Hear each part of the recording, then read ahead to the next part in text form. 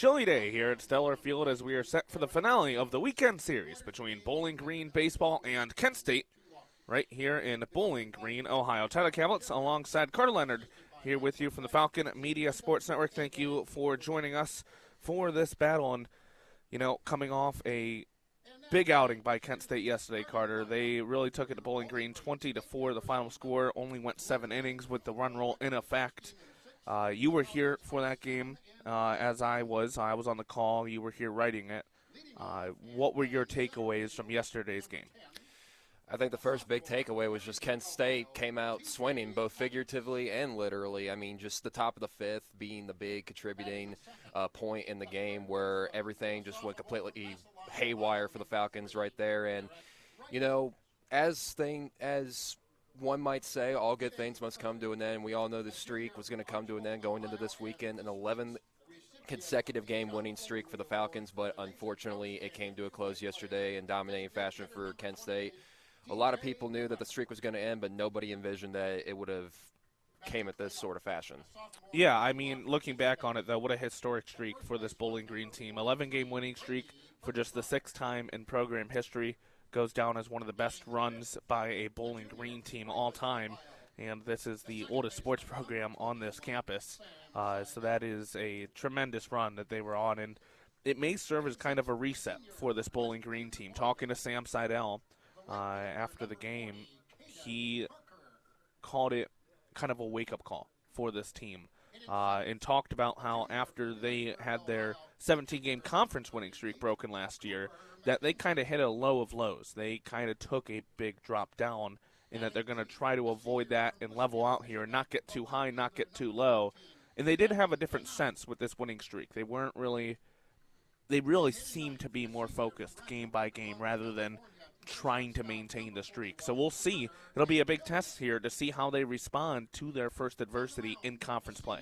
Yeah, and also it's going to be good to see, this is going to be a good measuring stick for the Falcons here as well, because you mentioned the adversity. They've not really had seen a lot of that so far in this, in that big winning streak, from March 5th all the way to March 21st on this past Friday, where they were down at one point, got the win on Friday with the 11-10. And, yesterday, one other thing that's really caught my attention with this Falcon team is when the opposing team, they normally score first, whether it's at the top or the bottom of the first. And, and they've really done a good job of, trying to come back and, make up for that. And in the back of our minds, we've all thought, yeah, that's always great to have, but one of these days it's going to come back and bite you. So I think today Bowling Green has to really come out swinging, and maybe luck will be in their favor this time. But you mentioned Sam Seidel talking about how, you don't get too high or too low. And one other thing that he has mentioned,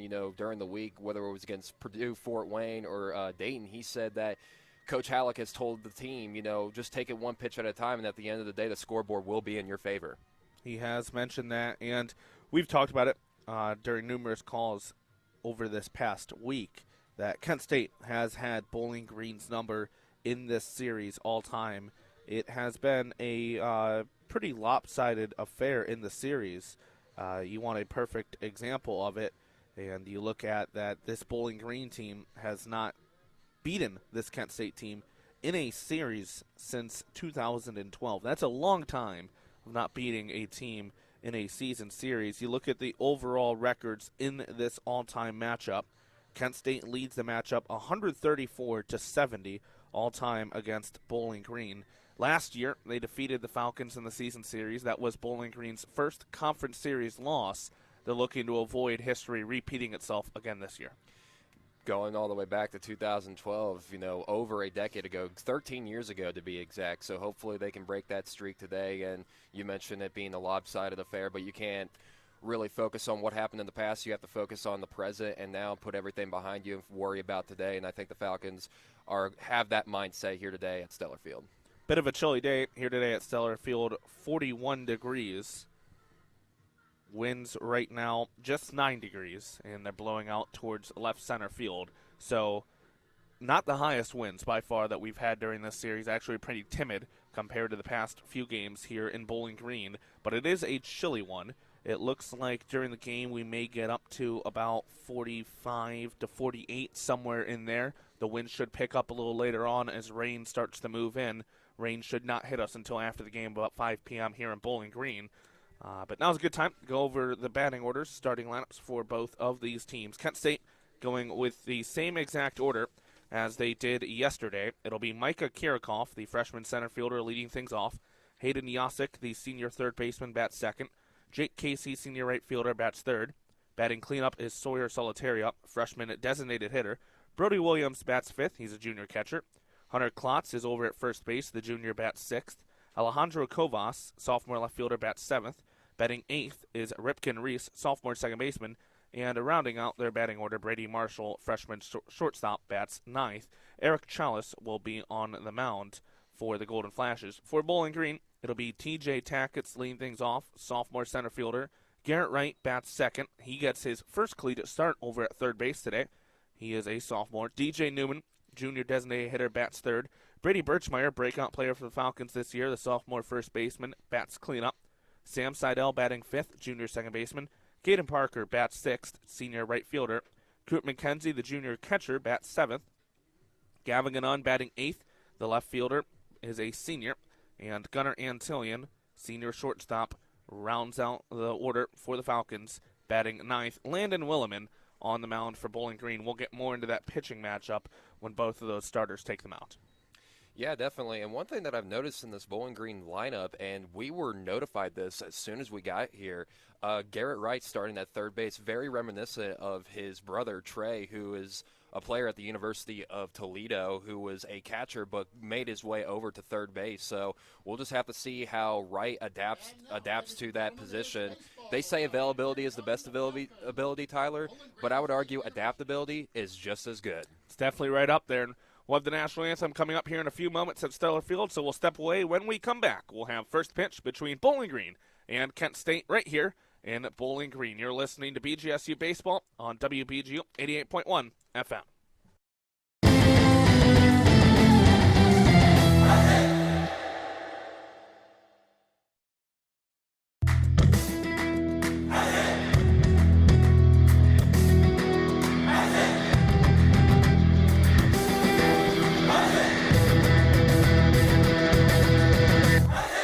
BGSU Baseball battles Kent State at Stellar Field on Saturday, March 22nd. Join Falcon Media Sports Network's Tyler Kavelitz and Reese Patrikas at 12:45 for pregame and 1 p.m. for first pitch on Falcon Radio. This is Northwest Ohio's community radio station, WBGU 88.1 FM. Like, follow, and subscribe to our Facebook, Instagram, and Twitter feeds for access to special content, program and DJ information, and so much more.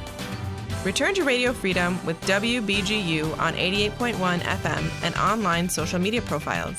Thanks for listening to WBGU Bowling Green, Northwest Ohio's community radio station. You are listening to WBGU 88.1 FM, home of the Falcon Media Sports Network.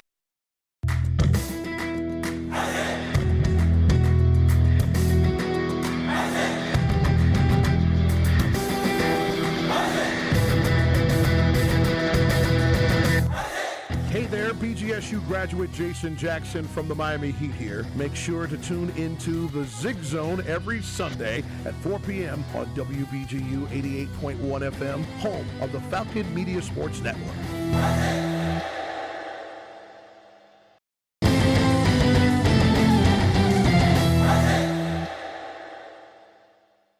Back here at Stellar Field on the campus of Bowling Green State University.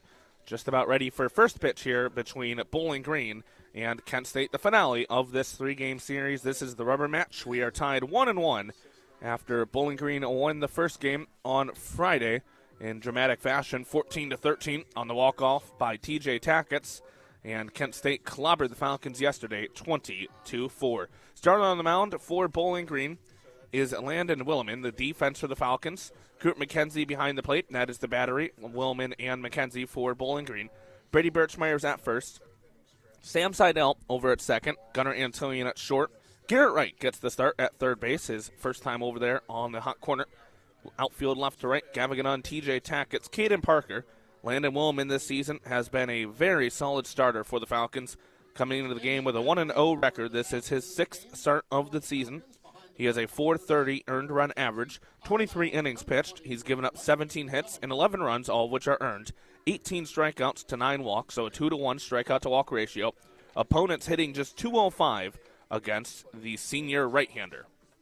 Yeah, definitely. You mentioned at the in the middle of the during portions of the pregame that Wilman has definitely put up some solid numbers this year, and that's the one thing that we have kept track of for BG so far this year is that their pitching has been a bit of an up and down stretch as of late. So it'll be interesting to see how he does today. Umpires today, Dorsey Hager is behind the plate. John Sapphire over at first, Scott Inman over at third. Same umpires we've had all series long, just a little rotation between them. Same umpires as yesterday, as you mentioned, Tyler. Some of the calls yesterday were okay, to say the least. You know, some people thought that some of the things that happened yesterday were a little bit on the sort of things, but we'll just have to wait and see how things pull off today. But, yeah, can't wait to see how the game goes. Weather here today at Stellar Field, 41 degrees, and as we mentioned, 9-mile-per-hour winds blowing out towards left center field. Yesterday, strong winds blowing out towards right. Today should favor the right-handed batters, with that wind blowing slightly out to left center field. Micah Kirikoff leading things off for Kent State in the box. Kirikoff this season batting .282. Ullman's first pitch of the game. We are underway at Stellar Field. And that is called a strike at the plate by Hager. Williman gets ahead of Kirikoff to start the at-bat. This swung on and missed. Fastball up high by Williman. He's ahead of Kirikoff 0-2. Kirikoff yesterday, 1 for 4, drove in a run, struck out once. He was 1 for 6 on Friday, so just 2 for 10 in this series. Out fastball misses up and in by Williman. Just a bit high right there on that pitch off to his right side. Williman working from the windup. Bowling Green in their orange tops and white pants as this off-speed misses outside. Kirikoff thought going for it but held back. Kent State in their road grays with Kent State script across the chest. Bowling Green with brown BGSU across the chest on theirs. The orange-white jersey mashup looks pretty good.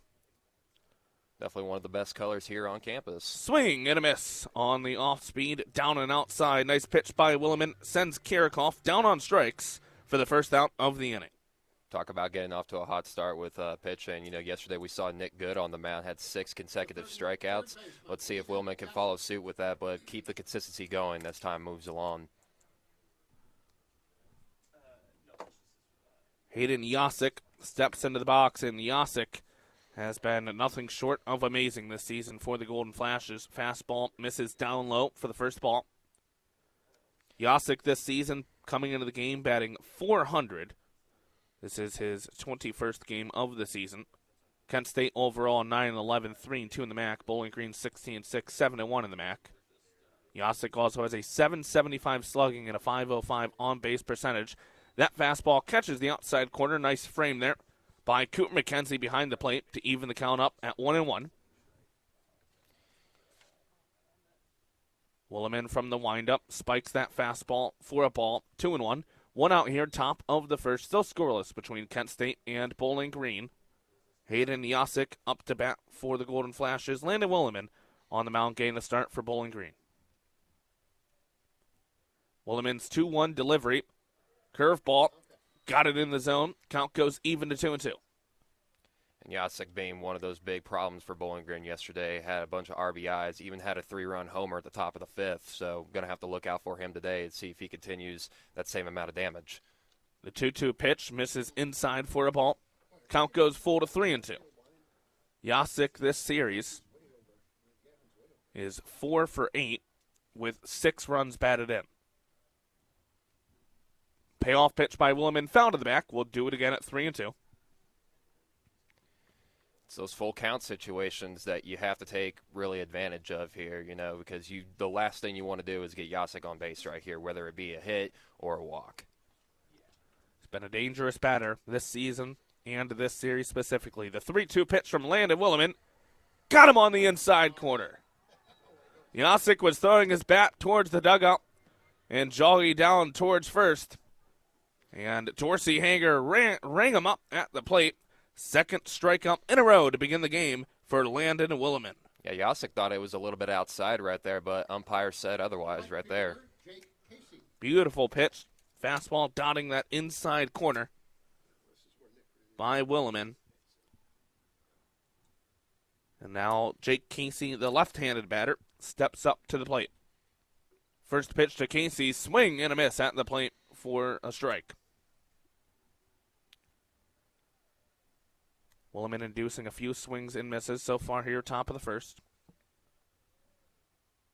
His 0-1 pitch misses just up and outside for a ball. He's been fastball heavy to begin the at-bats.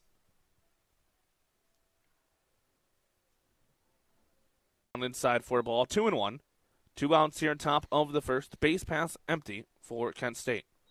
Last time out for Williman, he got the win against Akron last Sunday. 6 1/3 innings pitched, 2 hits, 2 runs allowed, 1 walk, 4 strikeouts.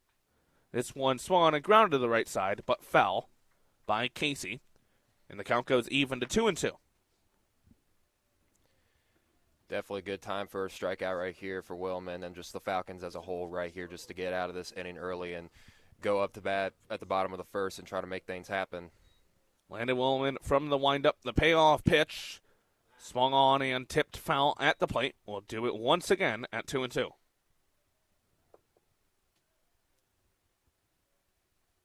Williman now up to 20 strikeouts on the season compared to his 9 walks. Been an efficient starter for the Falcons in that Sunday starter role. His 2-2 pitch to the plate. Off speed. Misses down low, maybe a bit outside. Count goes full to 3-2. 3-2 with 2 out already at the top of the first. Definitely making his presence felt known on the mound right here. Full count pitch from Williman to the plate. Swung on and missed. Landon Williman, 3 straight strikeouts to set the Golden Flashes down in order. In the top of the first, Bowling Green coming up to bat for the first time today when we come back right here on WBGU 88.1 FM.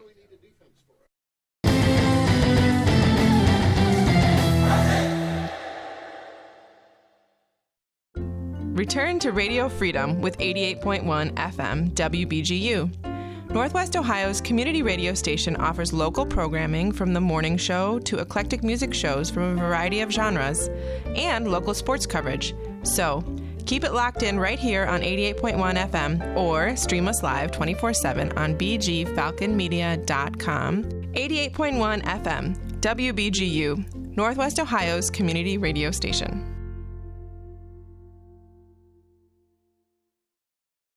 Underwriting sponsorships on Northwest Ohio's community radio station are now available. Get your business's information out to the local community and show your support for 88.1 FM WBGU.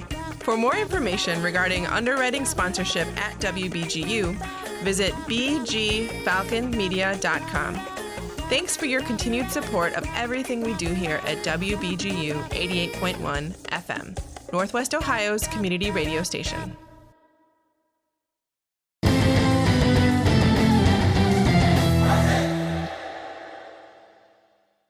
Back here at Stellar Field, Landon Williman setting the Golden Flashes down in order with 3 straight strikeouts. In the top of the first, we head to the bottom half of the frame. Bowling Green coming up to bat for the first time today. A reminder of their batting order. TJ Tackett leads off, Garrett Wright second, DJ Newman third, Brady Birchmeyer in the cleanup spot. Sam Seidel bats fifth, batting sixth is Caden Parker. Coop McKenzie bats seventh, Gavin Gunnon eighth, and Gunnar Antonian rounds out that batting order. Defense for the Golden Flashes, Eric Chalice on the mound. Williams behind the plate, that is the battery. Klotz over at first, Ripken Reese at second, Marshall at short, Hayden Yasik over at third, outfield left to right, Kovas, Kirikoff, and Casey. Eric Chalice on the mound for the Golden Flashes. He is a senior left-hander, 6'1", 195 from Bethel Park, Pennsylvania, his 4th season here with the Golden Flashes. He's 1-2 this year with a .972 earned run average. This is his 7th game this season, 4th start He pitched 16 2/3 innings so far this season, giving up 29 hits and 18 runs, all of which are earned. A very good strikeout-to-walk ratio, 26 strikeouts to just 4 walks. Opponents batting .387 against him. Yeah, going back to the Falcons here, TJ Tackett's starting up on the home plate for the Falcons here, and that's one of the players that Kyle Halleck has really given a lot of praise so far this year. Earlier in the week, he mentioned how much that Tackett's is such a special player for just how young he is, too. Only a sophomore here for the Falcons, and just what a special hitter so far. Batting a .328 average with 18 runs scored, and just overall, starting all 18 games for him so far this year, and a slugging percentage of .516. He's heated up since he's moved into that leadoff spot. First pitch of the game here by Chalice. Check swing at the plate by Tackett's, but it's called a strike by Dorsey Hager. Tackett's begins the at-bat from behind, like you mentioned, a .328 batting average for TJ Tackett's, the left-hander batter. Next pitch by Chalice, also in there for a strike. Count goes to 0-2. Tackett's with 3 doubles, 3 home runs, and 8 runs batted in on the season. He was the hero on Friday. Sending a hard ground ball to the right side. Ripken Reese misfielded it. And Gunnar Antillion came around to score to win the game. That pitch down to the dirt for a ball. Chalice not going to give Bowling Green many free runners. Over his Kent State career, 208 strikeouts to 57 walks in 206 innings pitched. Definitely good numbers right there for any Flashes fans out there. The 1-2 pitch by Chalice. This one grounded to the right side. Going to be fielded by Klotz, the first baseman. He'll flip over to Chalice, covering the bag for the first out of the inning. Now in comes Garrett Wright, batting a .405 average with a on-base percentage of .528. So when you need a decent hit into the right or left field for a ground ball, Garrett Wright is definitely your guy to look forward to.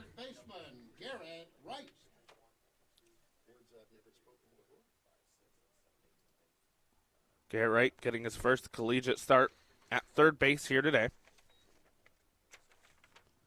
Wright having another tremendous season after his MAC Freshman of the Year campaign last year.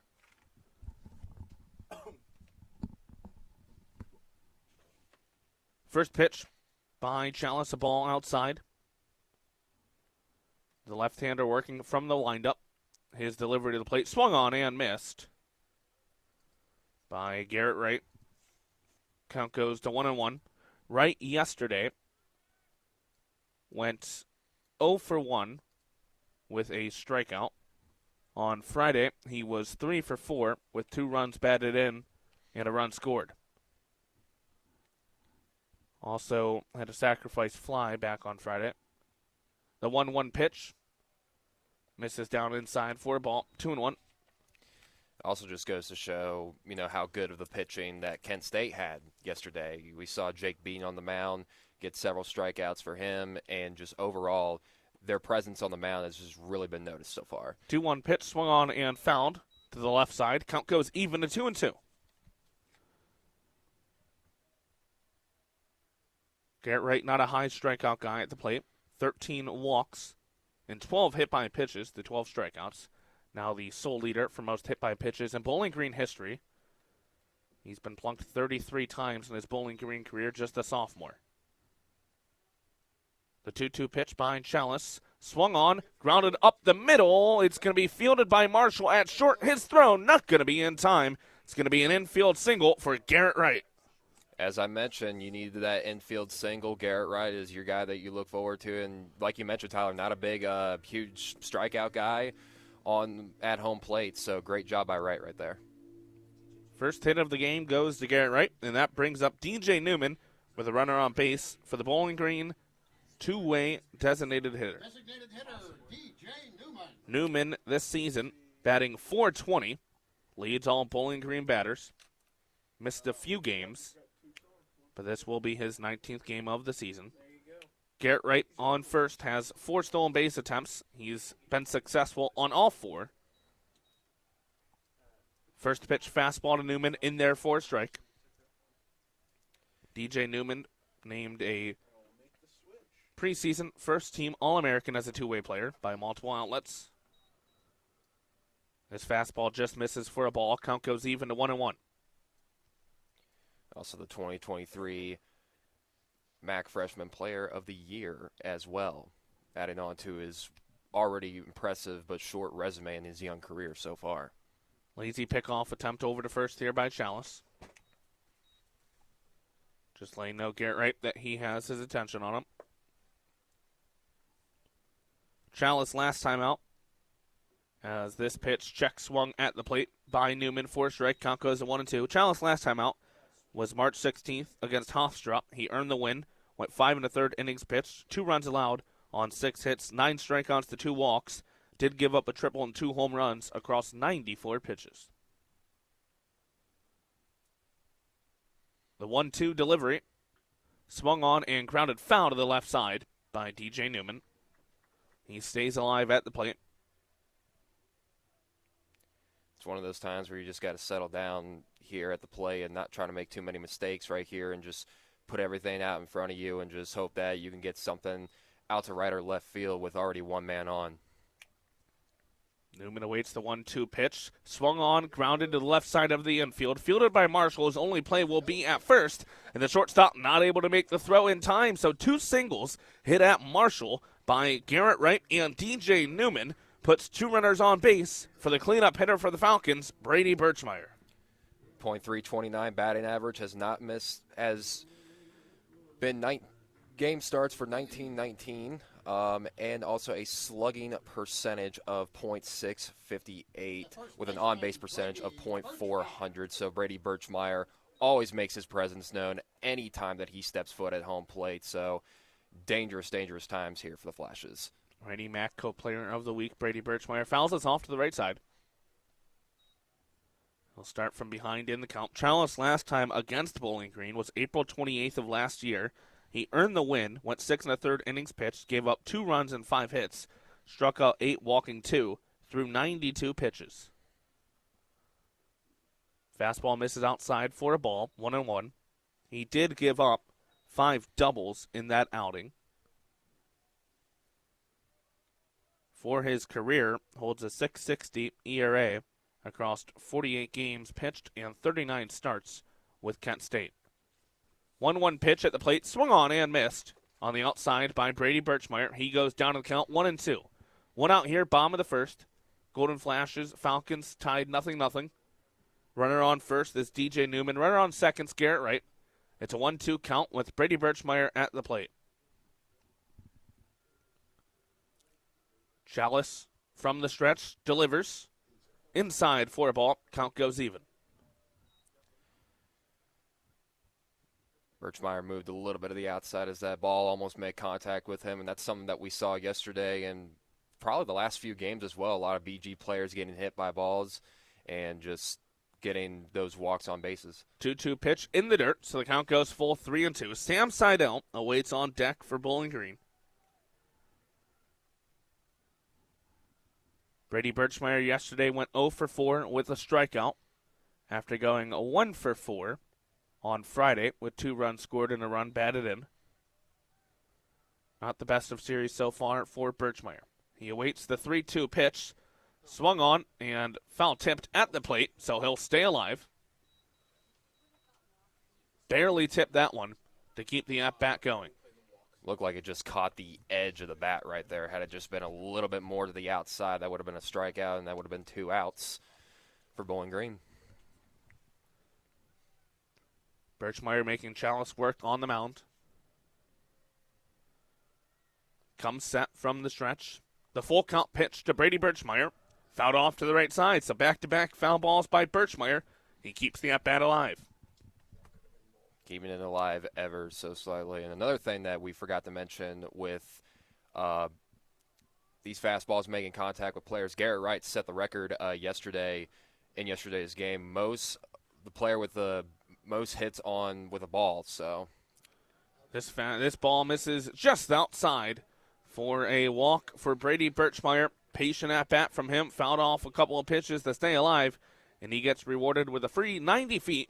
And the bases are loaded for Sam Seidel with 1 out here in the bottom of the first. Definitely a perfect opportunity right here to set the tone early, which is something that Bowling Green has kind of struggled with in the opening parts of the game, albeit they've had comebacks from, down below, but you definitely want to get out to a hot start here if you're the Falcons right here, and I think Sam Seidel, that's probably the thing that's on his mind right now, but doesn't want to get too far ahead of himself, just wants to settle down and just make sure he makes contact, and hopefully nothing gets too out of hand. Just the 5th walk of the season and 17 innings pitched by Chalice. Fouled off on the first pitch of the at-bat to the right side by Sam Seidel. Seidel this season batting .311. He has a .467 slugging percentage, a .407 on-base percentage. Went 1 for 3 yesterday, driving in a run and drawing a walk. The 0-1 pitch lined up the middle by Seidel. That's going to bring in 1 as Wright scores, and Newman's going to come around from second. A 2 RBI single by Sam Seidel puts Bowling Green up early in the bottom of the first. See Sam Seidel over there getting hyped, getting fired up. That's definitely the way you want to start out, an RBI double for Seidel. Great hit over the middle, too. Just looked like the infielder right there tried to catch it, but it was just a little bit too high right there. So good job by Seidel. Sam Seidel doing his job. Hard hit liner up the middle, out of reach of Marshall and Reese for a 2 RBI single. Brady Birchmeyer moves up 90 feet to second base. Sam Seidel now at first. Caden Parker up to bat for the Falcons. First pitch to Parker. Check swing at the plate. Called a strike for the first pitch of the at-bat. Chalice has done a nice job of getting ahead of the Bowling Green batters in this first inning, but the Falcons up 2-0. With still 1 out here in the bottom of the first. His 0-1 pitch swung on and fouled off to the right side by Caden Parker. He goes down the count 0-2. Parker this season batting .254. He does have 19 strikeouts to 14 walks at the plate. A .415 on base percentage for the senior right fielder from Westland, Oregon. The 0-2 pitch by Chalice misses a little low and outside. Count goes to 1-2. And you and I talked about earlier this week behind the scenes, Tyler, that Caden Parker, not the strongest start to the year, but he has picked it up recently in regards to the stats that you just named off. So maybe just see if he'll keep up that same momentum. 1-2 pitch, fastball misses outside. Count goes even to 2-2. Parker yesterday, 1 for 2 at the plate, scored once, and struck out once. On Friday, Caden Parker went 1 for 4 with a run scored and a walk. Swings at this one, flies it out fairly deep right field. Normal depth caught by Casey for the second out of the inning. Now bring Just up. jammed him a little bit there, and a weak fly ball out to right field, no problem for Casey. And there's 2 down now for Coop McKenzie. Yeah, just about to mention Cooper McKenzie, .333 batting average. Only 19 strikeouts compared to, 7 strikeouts compared to 10 BB right there. The first pitch of the at-bat catches the outside corner for a strike. Cooper McKenzie, this season, as you mentioned, a .333 batting average, his 15th game and 11th start of the season. He lined this one into right field, but that's going to be caught by Casey, running in for the third and final out of the inning, but not before Bowling Green strikes on a 2 RBI single by Sam Seidel to put the Falcons up early. We head to the top of the second. Kent State coming back up to bat. You're listening to BGSU Baseball on WBGU 88.1 FM.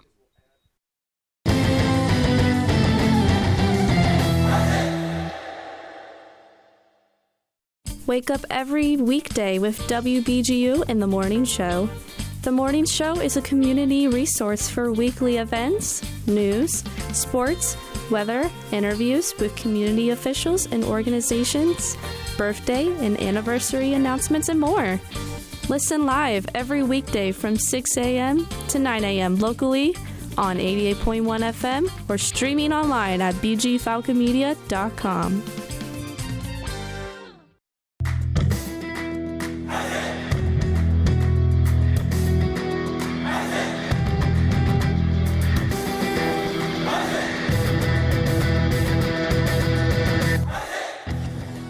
BGSU baseball wraps up their series against Kent State on Sunday, March 23rd. Tune into Falcon Media Sports Network's Tyler Kavelitz and Carter Leonard at 12:45 for pregame to 1 p.m. for first pitch on WBGU 88.1 FM.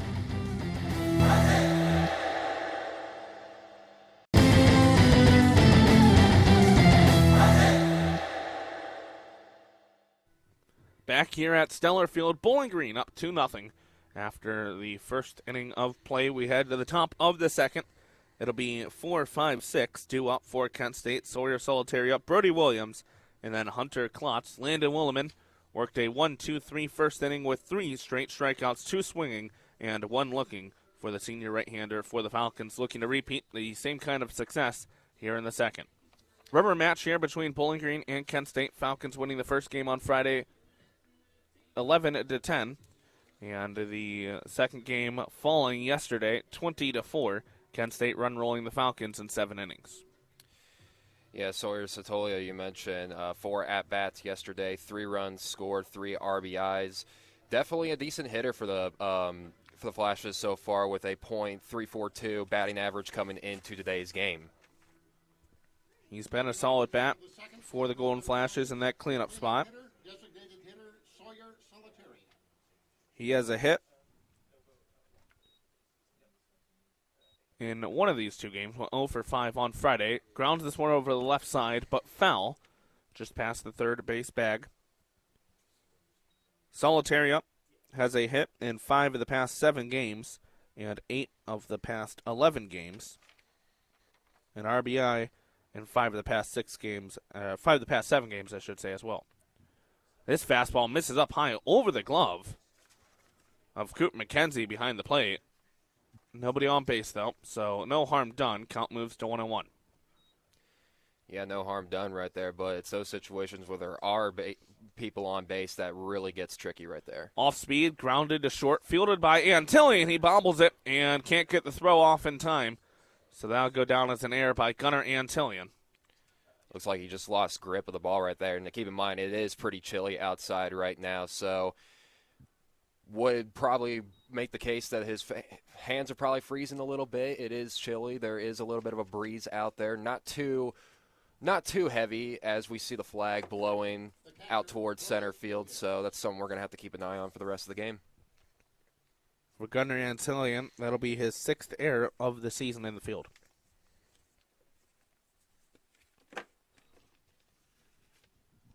Up to bat is Brody Williams, the junior catcher for the Golden Flashes. First pitch, a ball. Williams, .367 batter at the plate. 5 doubles, a home run, 15 runs batted in with a .500 slugging percentage and .500 on base percentage for Williams. Fastball misses a bit high. Count goes to 2-0. Golden Flashes already more success against Woolman here in the top of the second than they did in the top of the first. Sawyer Solitaria on first base after the error by Antillian. This one popped up to the right side. It's going to get just out of play into the bleachers. Free souvenir for anybody in attendance right there or trying to walk down. But it looks like the event staff are going to go get it right there. Decent turnout here at Stellar Field considering the weather and the start time. Just goes to show how big of a deal BGSU baseball is around campus, Tyler. 2-1 count. Landon Williman against Brody Williams. The pitch swung on and missed at the plate by Williams. Count goes even to 2-2.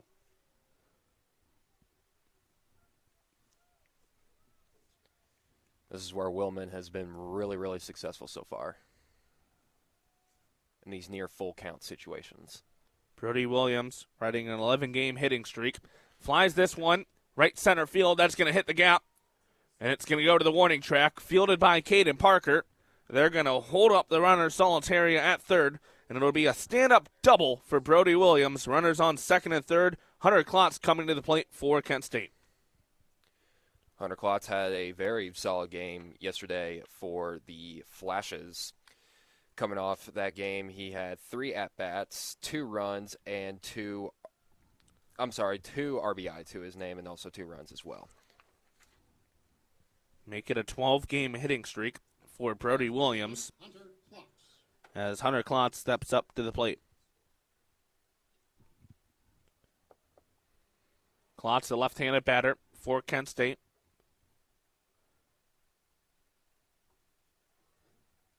Kent State looking to score their first runs of the game here. Runners on second and third with nobody out in the top of the second. Bowling Green leads the Golden Flashes 2-0.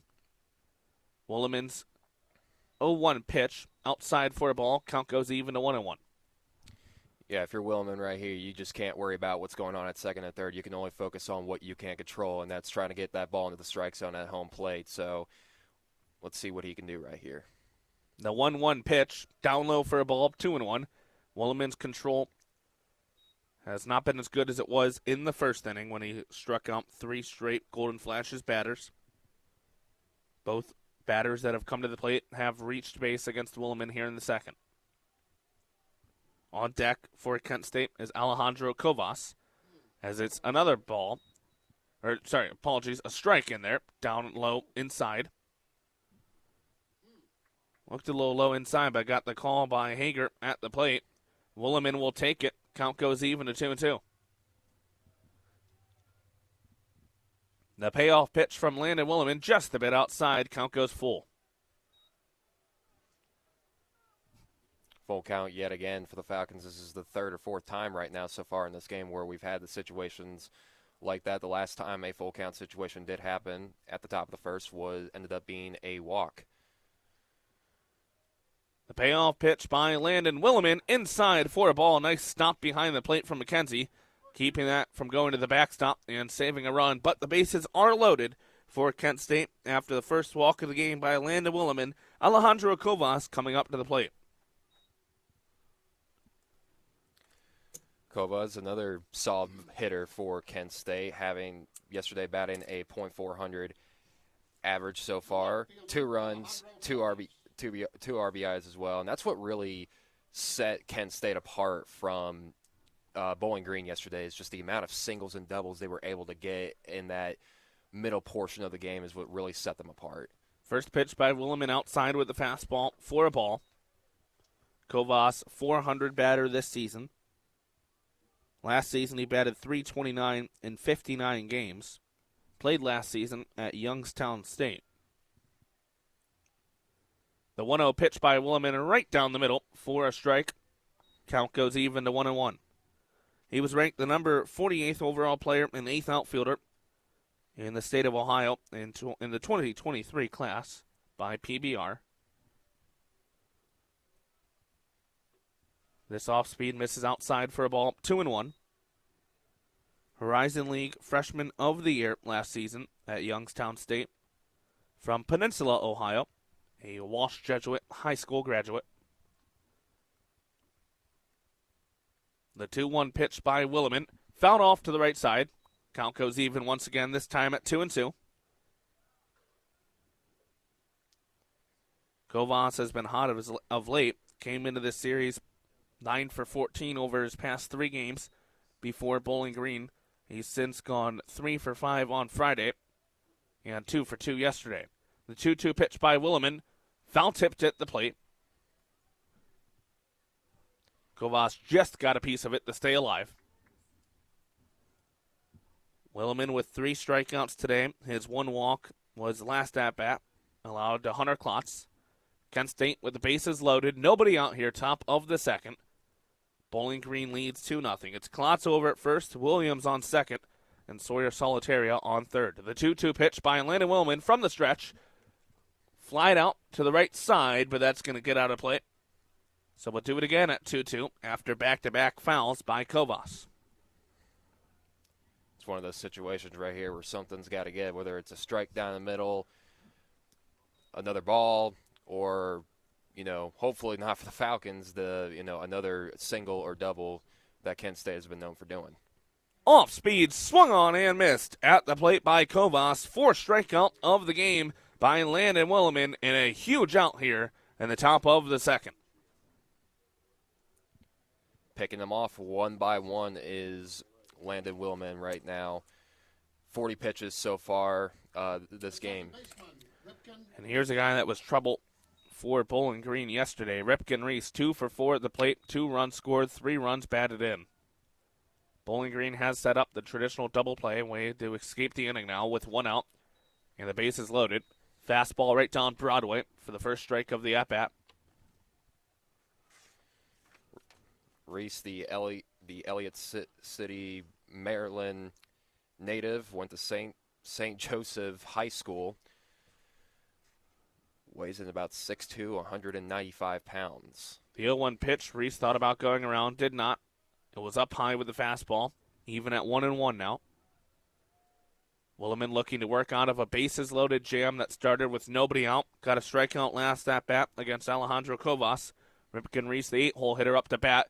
Grounds this over to the left side, past Garrett right at third. One run's going to score, and almost stumbling and falling to the ground is Brody Williams. He holds up at third. As we're having, I believe they're possibly looking for some interference here for Bowling Green on the base pass, the Kent State coaches. We may have a meeting here between umpires. We'll have to wait and see. But one run scores on the RBI single by Ripken Reese through the left side of the infield.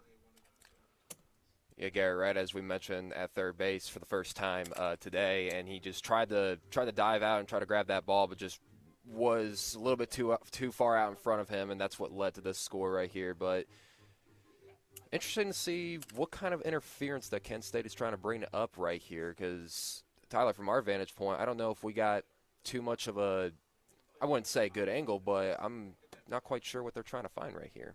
Did see Williams kind of stumbling as he went on his way to third. Wonder if he was hit in the base pass there, if it could have been fielder's interference, defensive interference by Bowling Green. It was a nice job by Kanan of getting the ball in quickly for the Falcons.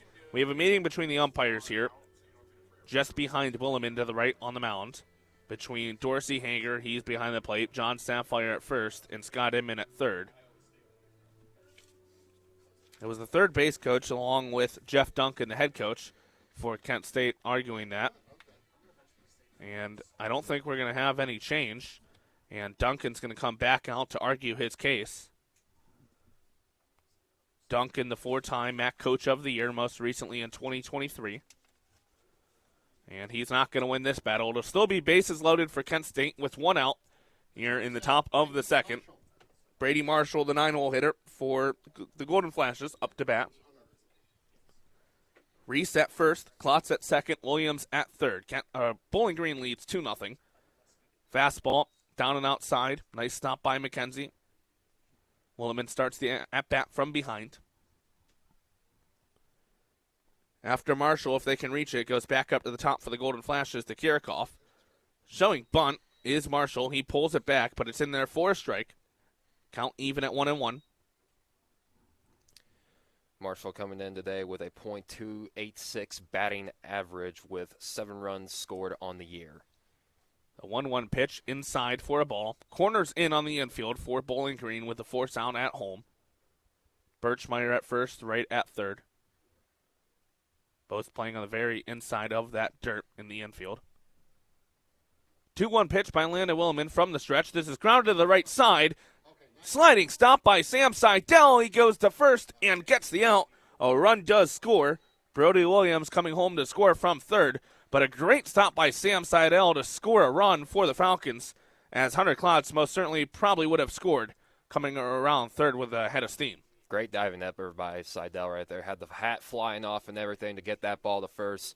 Despite the fact that it is now a tied ball game right now, just a great effort from the infielders right now. Top of the order, center fielder, Micah Kirikoff.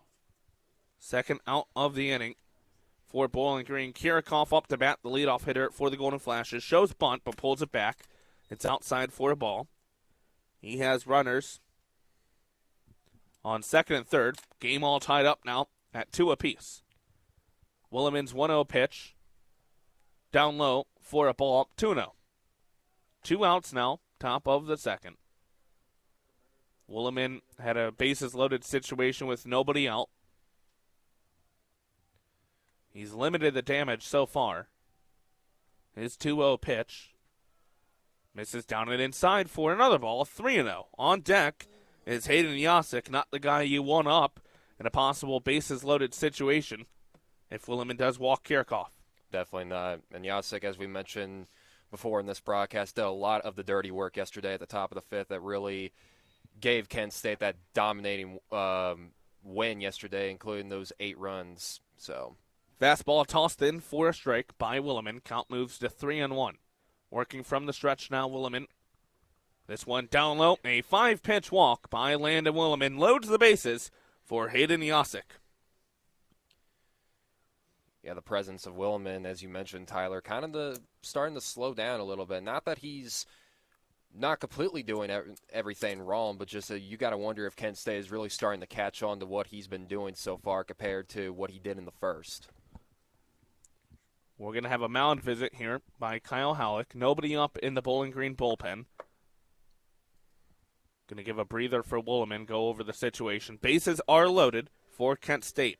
It's Ripken Reese, or it's Kirikoff over at first, I should say. Ripken Reese at second, and Hunter Klotz at third. 2 walks this inning by Landon Williman. And it's Hayden Yasick at the plate. Yasick went down looking. His first time up, it was a full count pitch that caught the outside corner. Yasick thought it was a walk, called a strikeout at the plate by Hager. It's going to be the biggest at-bat of the game by Landon Williman by far. We are all tied up here in the top of the second, 2-2, between Bowling Green and Kent State. Rubber match in this weekend series. Falcons looking to move to 3-0 in MAC series. Kent State looking to be Bowling Green's first MAC series loss for the second season in a row. We are going to have someone jogging down now to that bullpen for Bowling Green. See if the Falcons do indeed get an arm going. Williman from the windup. His first pitch to Yasick. Off speed, misses outside for a ball. Williman does not have a base to give here with the base pass loaded. His 1-0 delivery to Yasick. That off-speed pitch does catch the outside corner. Beautiful breaking ball by Williman. Biggest at-bat of the game here between Williman and Yasick. The 1-1 pitch fouled off to the right side. Yasick just threw the head of the bat at it. And Williman ahead in the count now, 1-2. 4 strikeouts on the day for Landon Williman, 3 in the first, 1 here in the top of the second. His 1-2 pitch, this one grounded to the left side, fielded by Antillian. He flips the side L at second, and Bowling Green gets out of the bases loaded jam. We are all tied up at 2 apiece going to the bottom of the second. Falcons coming back up to bat when we come back right here on WBGU 88.1 FM.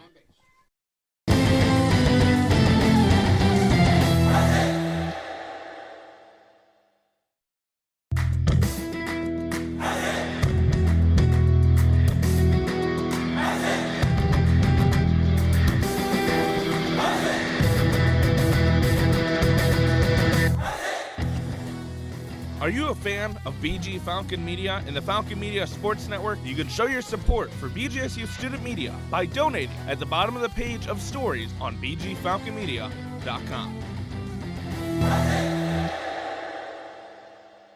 Don't miss the morning show on WBGU FM every weekday from 6 to 9 a.m. Join the morning show team weekday mornings to hear about local news, local weather report, Glott's Garden Report, Coach's Show with the coaches from BGSU and BGHS, and live newsmaker interviews. Listen live every weekday from 6 to 9 a.m. locally on 88.1 FM or streaming online at bgfalconmedia.com.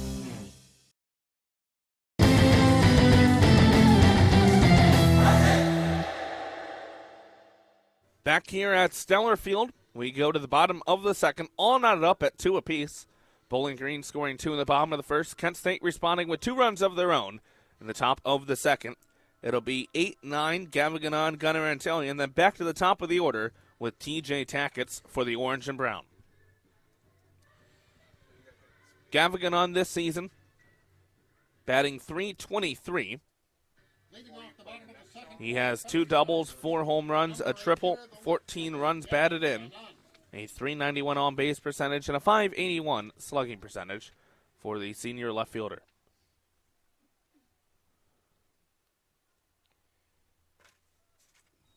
Back out on the mound for Kent State. Chalice, the left-hander. He'll be working from the windup with the base pass clear. His first pitch taken on right down the middle for a strike. So far, the pitching for Kent State has really done a solid job so far in regards to just overall pitches alone. And so far, no strikeouts, but they've gotten very close so far. Fastball catches the outside corner for Chalice. Nice job of framing it by Brody Williams behind the plate. And Gannon down the count 0-2. The payoff pitch by Eric Chalice. Fastball fouled off to the right side by Gannon. He stays alive at the plate. Still down the count.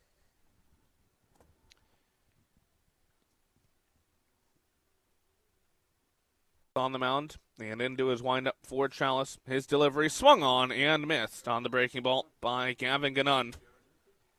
He's the first strikeout victim of the day for Chalice, and we head to the bottom of the order for Bowling Green in Gunnar Antillion. Gunnar Antillion now on the home plate now, a .253 batting average so far with a slugging percentage of .308 with only just about 18 runs earned so far this year. First pitch to Antillion, swung on, lined out right center field. Kirikov moving to his left, makes the catch for the second out of the inning. And that brings us back to the top of the order for Bowling Green with TJ Tackett's the center fielder.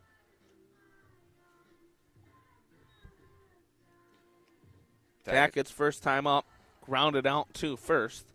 It was Klotz flipping it over to Chalice for the out. And with that hit from Antillion right there, it was a good hit. It would look like to be a good hit at first, but it just kind of hung up there for too long for the outfielder to go ahead and snatch that up and say, no siree. Lefty-lefty matchup here at the plate. First pitch swinging and fouling off at the plate off his foot by TJ Tackett. So he'll take a second to walk that off. Can't really get too antsy here at the home plate right here. You got to settle in and make sure you stay calm in situations like this. Tackett's a tough day at the plate yesterday. 0 for 3 with 3 strikeouts and a walk. Went 3 for 5 on Friday with the game-winning hit that turned into an error. Pops this one up just outside the infield. It's going to be Marshall arranging backwards to make the catch in a 1-2-3 inning for Eric Chalice. Brings us up to the top of the third.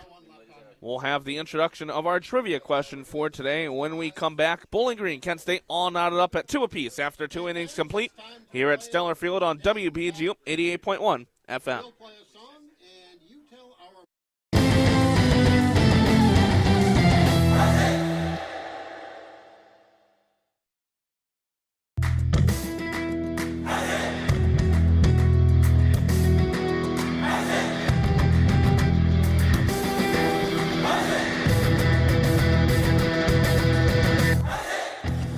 BGSU softball faces Youngstown State in a doubleheader on Wednesday, March 26th. Join Falcon Media Sports Network's Henry Costco and Ben Korak starting at 2 p.m. for the first game on WBGU 88.1 FM.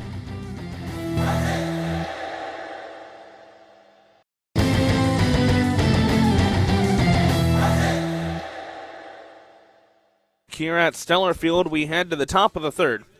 It'll be 3-4-5 due up for Kent State. Jake Casey, Sawyer Solitaria, and Brody Williams.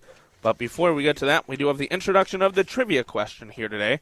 Your first attempt at it, Carter Leonard. So the trivia question for today, since yesterday was Oral Hershiser Bobblehead Day, a little trivia question for the BGSU alum. He actually holds the MLB record for most consecutive scoreless innings pitched in 1988. The question is, how many scoreless innings consecutive did Oral Hershiser pitch? Is it A, 59, B, 58, C, 61, or D, 60? So anywhere from 58 to 61 is the question. Any initial thoughts on that one? Definitely going to take a minute for me to guess. I have a pretty good guess in my head so far. I'm not going to say it just yet, but I'm teeter-tottering around that answer. So we'll just have to wait and see what the final result will be.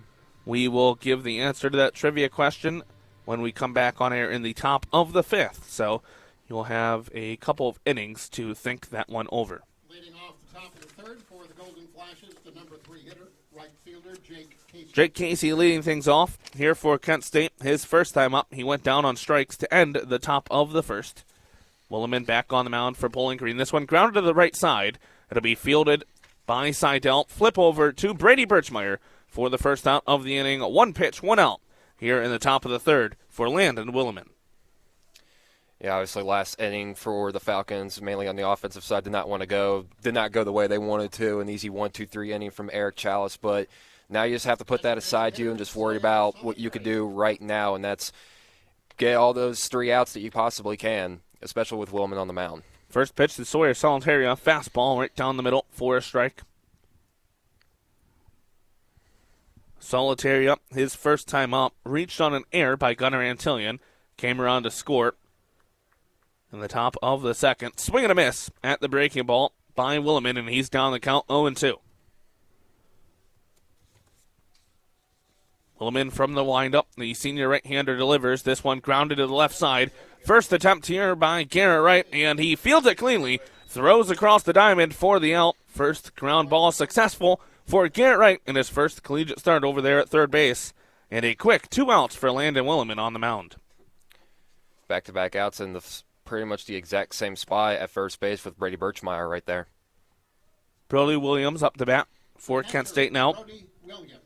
He doubled his first time up and came around to score in the top of the second. The second of 2 runs scored here today by Kent State. Williman's first pitch of the at-bat spiked in the other batter's box, and that goes to the back. Nobody on base, though. So it'll just be a ball to start the at-bat. No other harm done. Williman does have 5 wild pitches this season. This one fouled to the back by Brody Williams. Williman already passed the 60-pitch mark with already 4 strikeouts to his name so far. 1-1 count on Williams by Williman. Williman looking to work his second 1-2-3 inning of the day. Off speed, misses outside for a ball, 2-1. Couple of pitches missing pretty far outside in this at-bat by Williman.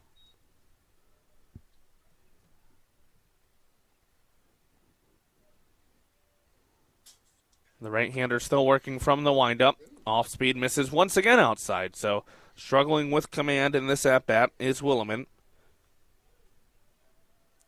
Just got to take a little quick breather right here. Don't try to worry about it too much right here. The 3-1 pitch, fastball, swung on and flown out fairly deep to right field, and it slices foul just in front of the bullpen for Kent State. In the corner there, down the right field line. It was good contact on the bat from Brody Williams right there, but just it did not have the correct trajectory right there at falling foul, so he'll try again right here at full count. As you mentioned, count goes full to 3-2. 2 outs here, top of the third. Bowling Green, Kent State all knotted up at 2 apiece. Williman's pitch to Brody Williams. Off speed, misses up high for his third walk of the game. And that'll bring up Hunter Klotz with a runner on and 2 out. Way higher pitch than we have been used to seeing so far in this game. Tried to get him with that high swing, but just did not work in his favor. Hunter Klotz, first base. Hunter Klotz, his first time up, walked and ended up reaching third before being stranded with the bases loaded in the top of the second. Williman's first pitch, fastball, misses up high and outside. Nobody warming up in the Bowling Green bullpen right now. There is a body up there, standing up, getting a little loose. You'd have to imagine Kyle Halleck wants a pretty lengthy start if he can get it from Landon Williman today after having to burn a few bullpen arms the past couple of games. It's 2-0 at the plate on Hunter Klotz. DJ Newman gave the Falcons 2 innings on Friday before Nick Good gave the Orange and Brown 4 innings of work yesterday. The 2-0 pitch, fastball misses just up high. Count goes to 3-0. Now Williman already nearing the 70-pitch mark. Got to wonder if Halleck is starting to gather an individual up to get a fresh new arm in, and whether we'll see that sometime soon. The 3-0 pitch, fastball, in the zone for a strike. Williman with 4 strikeouts, 3 walks here so far today. Working from the stretch with the runner on first. The 3-1 pitch. Catches the outside corner for a strike. Count goes full. Yet another full count situation for the Falcons right here. Williman looking to end the inning right here. Limit any damage. The full count pitch. Runner goes with 2 outs. Grounded down the first base side. Diving Birchmeyer can't stop it. And they're going to send the runner around third. Williams coming home. The throw home not in time. It's going to be an RBI double for Hunter Klotz. Looked like Klotz wanted to go a little bit more right there and probably go to third, but thought better of it right there. Birchmeyer trying to dive right there, but just couldn't get there in time as it just falled fair. Just outside the reach of a diving Brady Birchmeyer. And Hunter Klotz picks up the RBI as Kent State moves ahead 3-2. Runner on second now for Alejandro Kovas. Kovas struck out swinging his first time up. Alejandro Kovas. He was the 4th strikeout victim of the day for Landon Williman. Williman's first pitch to him. Off speed, spiked in the ground. Outside for a ball. Nice stop by Cooper McKenzie to hold Klotz at second. 2 outs here in the top of the third. Williman worked a quick 2 outs on back-to-back groundouts before he walked Brody Williams and the RBI double by Hunter Klotz. That one in there for a strike. Count goes to 1-1.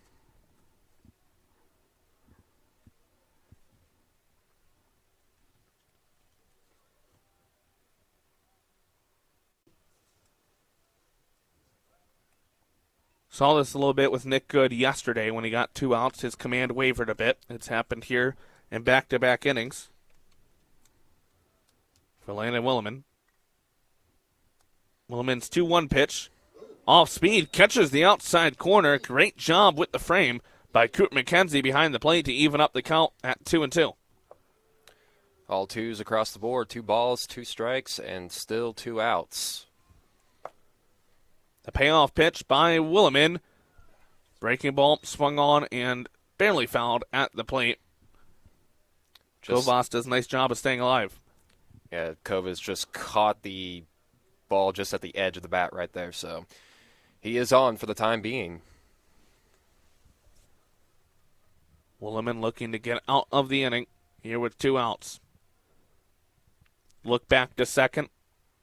Another look back to second before his 2-2 pitch. Breaking ball just misses to the inside, not by much, and the count runs full. Klotz will be off and running. Or Klotz, apologies, will not be off and running. No runner on first. He'll stay at second. But it will be a full count pitch here to Alejandro Kovas, biggest pitch of the inning. Kent State leading 3-2. The pitch by Williman, grounded towards short. Fielded by Antillion. Throw across the diamond. Not in time. Kovas beats it out. Wasn't the hardest grounder. And Antillion had to wait for Klotz to cross him before he could come up and field the ground ball. And his throw across the diamond is not in time. So it'll be runners on the corners for Kent State. With 2 outs in the top of the third, they lead Bowling Green 3-2. Yeah, and Klotz running right there. You know, it took a little bit of timing off Antillion, just waiting to get that ball. He didn't want to cause any interference whatsoever, as that's been one of the parts that has happened today. So just unfortunate timing right there for Antillion. Second mound visit of the day here by Kyle Halleck. Have to imagine an arm's going to get warming up in the bullpen here pretty soon. See some movement over in the bullpen right there. We'll have to wait and see what happens. 2 outs here, top of the third. Kent State leads Bowling Green 3-2. Runners on the corners, Kovas over at first after the infield single. Klotz advanced to third on the hit. And it's Ripken Reese up to bat. Reese already with an RBI here today on a single back in the top of the second. 79 pitches for Landon Williman today, nearing the 80 mark. They've made him work over these past 2 innings after he struck out 3 straight batters. to go 1-2-3 in the top of the first. Still 4 strikeouts to Landon Williman today so far. Reese, the left-handed batter. Williman, a right-handed pitcher on the mound. One of the bigger at-bats of the game upcoming. Williman's first pitch to Reese. This grounded through the right side to the outfield. That's going to score 1. Klotz coming home from third. And advancing from first to third is going to be Alejandro Covas. Kent State up 4-2. Another RBI for Ripken Reese right there as he's getting the dugout of the Kent State Golden Flashes all hyped up, as that will move to a 2-run lead for Kent State. The shortstop, Brody Marshall. RBI singles and back-to-back at-bats for Ripken Reese brings up Brady Marshall. Marshall also drove in a run his first time up as he grounded out to second, scoring Brody Williams. First pitch ball by Landon Williman. Williman's pitch count now up over 80.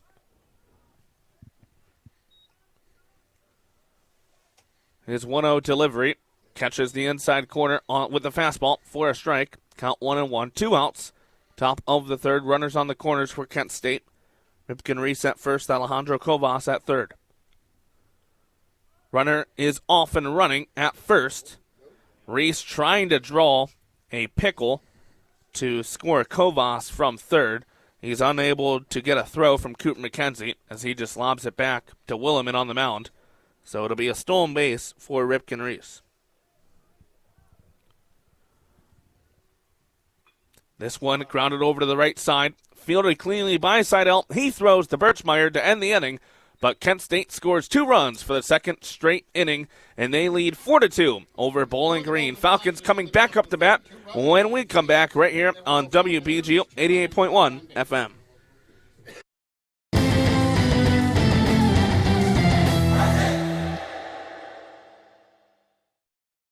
You can be an essential part of the morning show's continued success on WBGU FM. The Bowling Green Chamber of Commerce offers businesses and organizations an opportunity to be an underwriter. Under the umbrella of the Chamber, you'll receive your mentions each month during either news and sports programming or feature segments.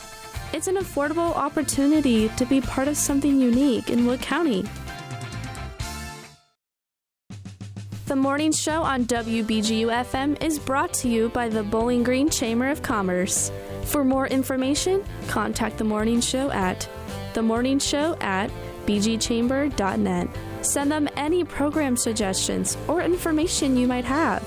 They are always looking for show ideas and guests.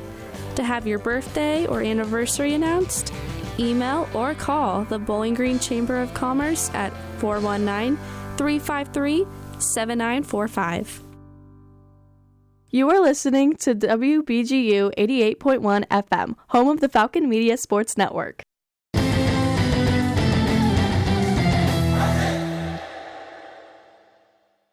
It'll be 2-3-4, 2 up for Bowling Green. Garrett Wright, TJ Newman, Brady Birchmeyer.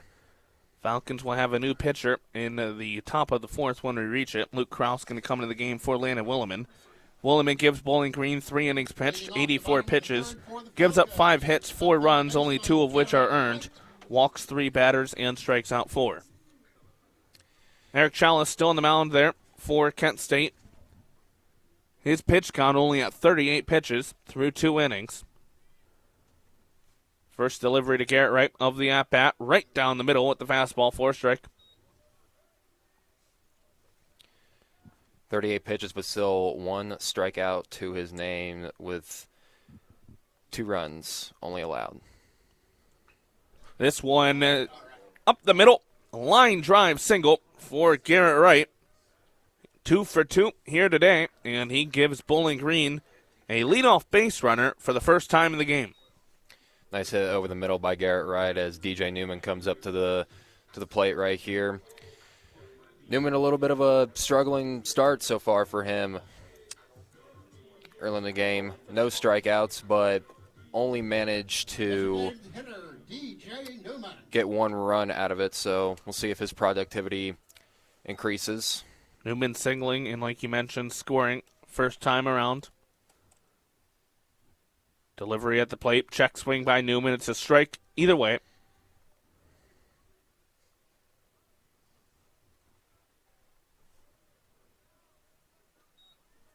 Newman yesterday at the plate went 0 for 2 with a strikeout. 1 for 5 on Friday with a run scored and an RBI. Lazy pickoff attempt over towards first. Garrett Wright, not with a huge lead, back safe. 4 for 4 in stolen base attempts this season for Garrett Wright. The catcher, who has also spent time in corner outfield positions this season, starting at third base here today. Pitch to Newman. Foul tipped at the plate for a strike. Count goes to 0-2. Newman's worked from quite a few 0-2 counts this series. His one hit in this series is a home run. It was a solo shot to left center field. The payoff pitch from Chalice. Fastball misses well up and outside for a ball. Right over there looked like he wanted to go again, but thought better of it. Just trotted all the way back to first base.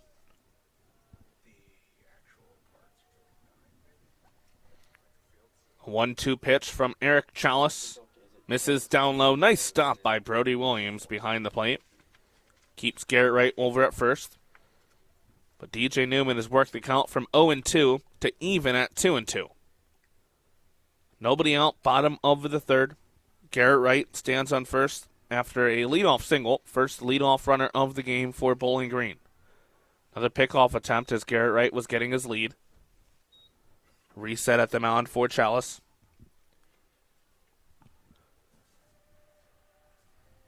His 2-2 delivery to the plate. Swung on and flown out to center field by Newman. Kirikoff taking a few steps in, settles under it, and catches it for the first out of the inning. Well, Tyler, in comes Brady Birchmeyer. My opinion, one of the best walk-up songs on this Bowling Green team. God's going to cut you down by Johnny Cash playing. It is hard to disagree with that statement there, my friend. Definitely a great walk-up song choice. Birchmeyer walked his first time up to bat, reached second base before being stranded there, one of two runners stranded in the bottom of the first. 30 RBIs on the season for Brady Birchmeyer. First pitch to him, thought about going, holds back, but it's a strike on the outside corner. Kent State out hitting Bowling Green today, 5-4. They lead 4-2 here in the bottom of the third. The 0-1 pitch in the dirt. Nice stop by Williams. Sliding stop to his left. Count goes even to 1-1. Chalice now nearing the 50-pitch mark as he currently sits at 45. Birchmeyer, 1 for 8 in the series. This one lined up the middle on the ground. That'll be a single for Birchmeyer. Garrett Wright's going to hold up at second. But the Falcons have runners on first and second with Sam Seidel, who already has 2 RBIs today, coming up to the plate. Putting that .329 batting average of Brady Birchmeyer to good use right there is another single on the board for him this season. Seidel, a 2 RBI single, driving in Garrett Wright and DJ Newman, his first time up. Garrett Wright now stands at second. Brady Birchmeyer on first. Lefty-lefty matchup at the plate. First pitch to Seidel. Catches the outside corner for a strike.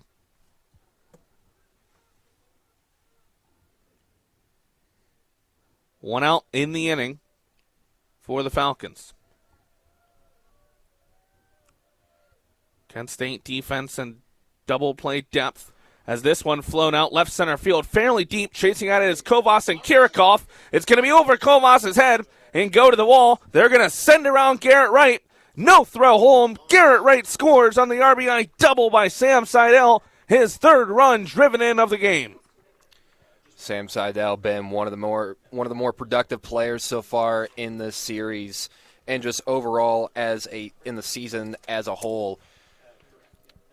.311 batting average with a slugging percentage of .467.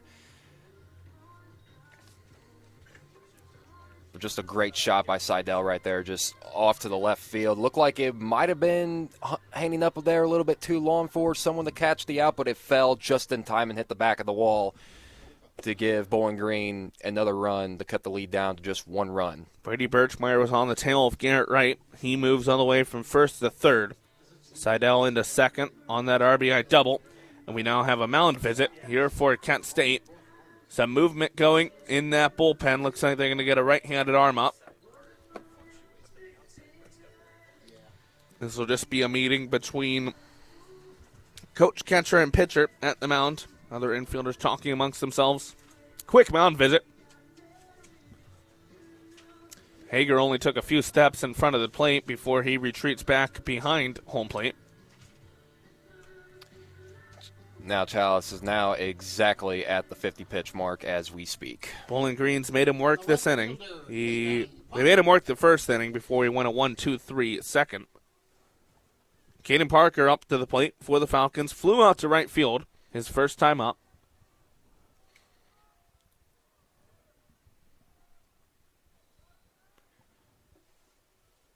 Parker, 2 for 7 in the series. Chalice takes his time, 5 on the pitch clock, delivers to the plate, up high with the fastball. Working from the stretch with runners on second and third. His 1-0 delivery to Caden Parker, down low. Another nice stop by Brody Williams behind the plate. He's had a few of them this inning. But Parker ahead in the count, 2-0. Coot McKenzie awaits on deck. Kent State leading Bowling Green 4-3. Falcons now out hitting the Golden Flashes 6-5. A 2-0 pitch. Misses down low, 3-0. Chalice's command starting to give way a little bit here in this third inning. Almost identical to what we saw. Just 5 walks. Just 5 walks on the season for Chalice. That catches the inside corner. Count moves to 3-1. BG looking to have another bases loaded situation right here as the count stands at 3-1. The 3-1 pitch from Chalice. Misses for a ball. 6th walk of the season allowed by Chalice. And nearing 20 innings pitched. And the Falcons will have the bases loaded with Coot McKenzie up to bat.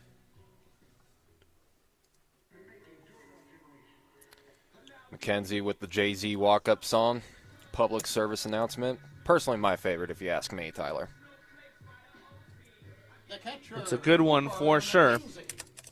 Second walk of the game by Eric Chalice. McKenzie has the bases loaded with just 1 out in the inning. First pitch of the at-bat, fastball misses outside. McKenzie this season coming into the game batting .333. 2 doubles, 2 home runs, 13 runs batted in on the season, .538 slugging percentage. McKenzie with a decent amount of pop in the bat. Holds up on that pitch that catches the zone. Count moves to 1-1. Parker stands on first, Seidel on second, Brady Birchmeyer over on third. The 1-1 pitch by Chalice, right down the middle for a strike. Count goes to 1-2.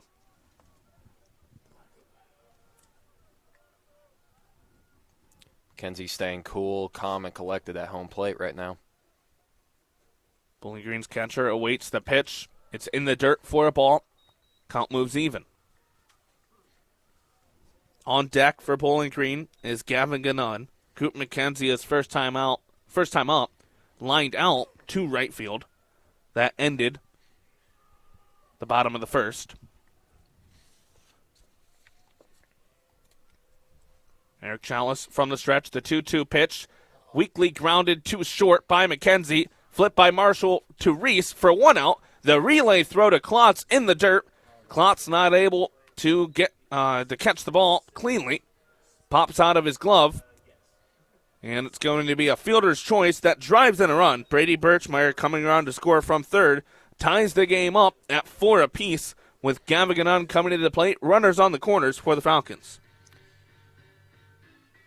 Still 2 outs here as Chalice is starting to get this. BG's definitely putting a number on Chalice right now in the later innings compared to what he has been doing so far in the beginning of the game, as still got someone over there in the Kent State bullpen still warming up. Right-hander, we will wait to see who that will be, as it looks like to be another mound visit for Kent State. Have another mound visit, and it'll be a pitching change for the Golden Flashes, as Eric Chalice's day is done here in the bottom of the third. 2 outs in the inning. Bowling Green has runners on the corners.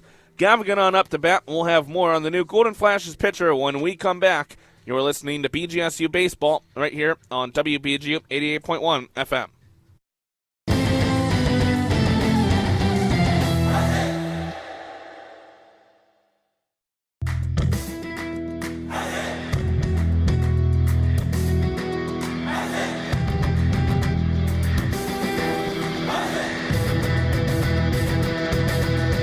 Ever heard of Falcon Media Sports Network's broadcasts on Falcon Radio or WBGU 88.1 FM but don't know where to listen? Well, set down the radio, pick up your phone, and go to bgfalconmedia.com and scroll to the bottom of the page to stream Falcon Radio and WBGU 88.1 FM for all broadcasts.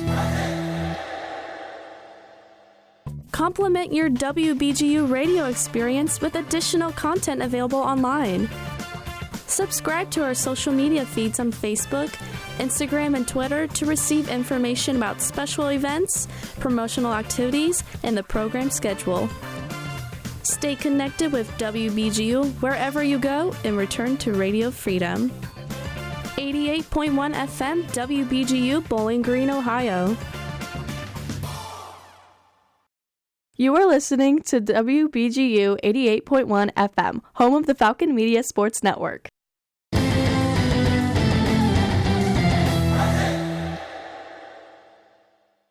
Eric Chalice's day is done with 2 outs here in the bottom of the third. New pitcher on the mound for Kent State is going to be number 27, Rocco Bernardina. Bernardina is a redshirt junior, right-handed pitcher, 6'5", 215, from Newcastle, Pennsylvania. Attended Newcastle High School. This will be just his 3rd appearance of the season. He had 2 starts previously. Does not have a decision on his record. 1869 earned run average. Bernardina, 4 1/3 innings pitched this season. 3 strikeouts, 1 walk. Giving up 9 runs, all of which are earned. 2 doubles, 2 home runs allowed. Opponents hitting .400 against him. Yeah, I want to go back to Chalice. He'll end the day with 60 pitches on the day and 1 strikeout to his name. So overall, still has a couple of runners out there that he's responsible for at first and third. Absolutely. Thank you for catching that, Tyler.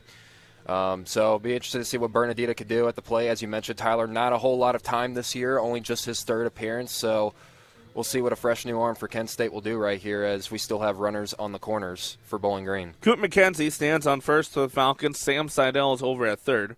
It'll be Gavigan up to bat for the Orange and Brown.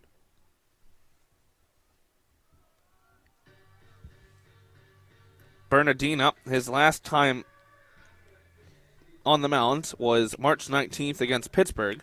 Went 2 innings pitched, gave up 8 runs, all of which were earned. 5 hits, 3 strikeouts, a walk. Gave up 2 doubles and 2 home runs, threw a wild pitch and hit 2 batters across 59 pitches. His first outing of the season against Wright State on March 11th was better. 2 1/3 innings pitched, 1 run allowed, 3 hits, 36 pitches.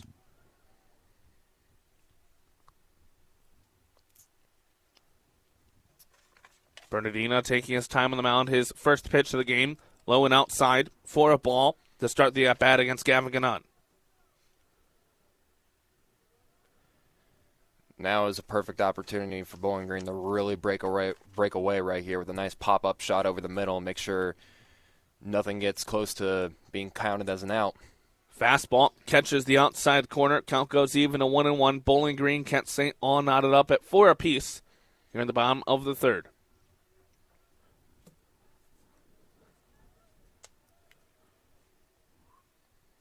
Bernardina from the stretch The kick, the delivery, his 1-1 pitch just misses off the outside. Count goes to 2-1.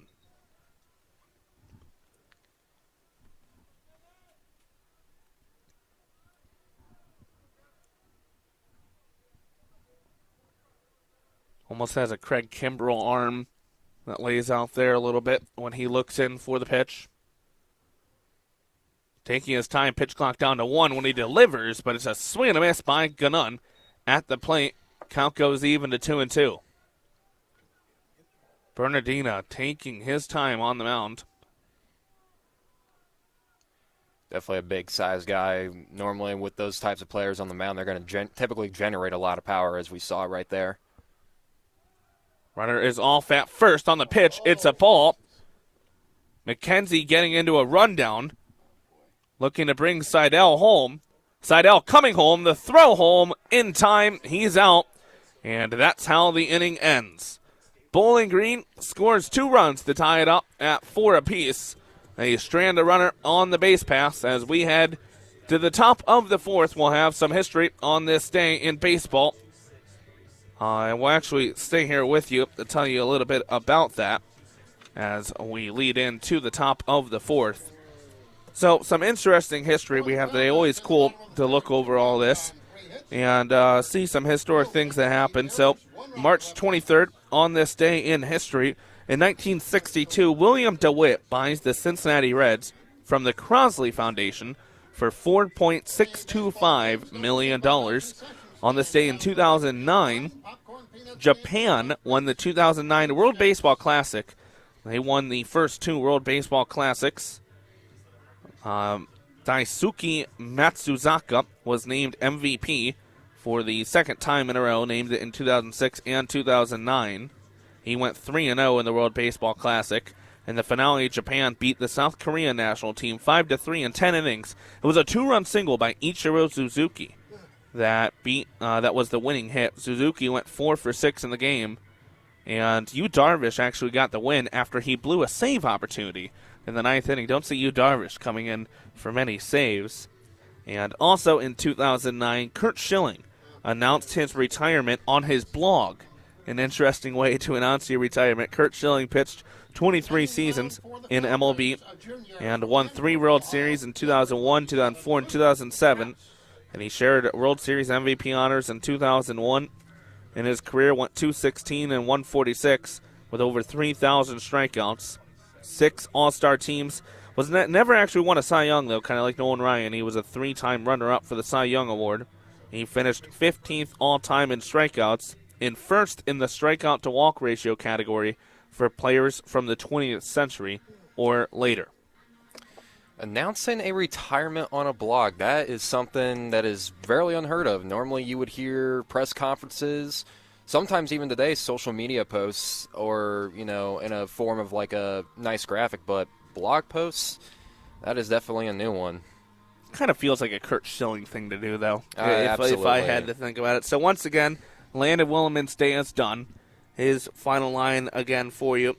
3 innings pitched, 84 pitches.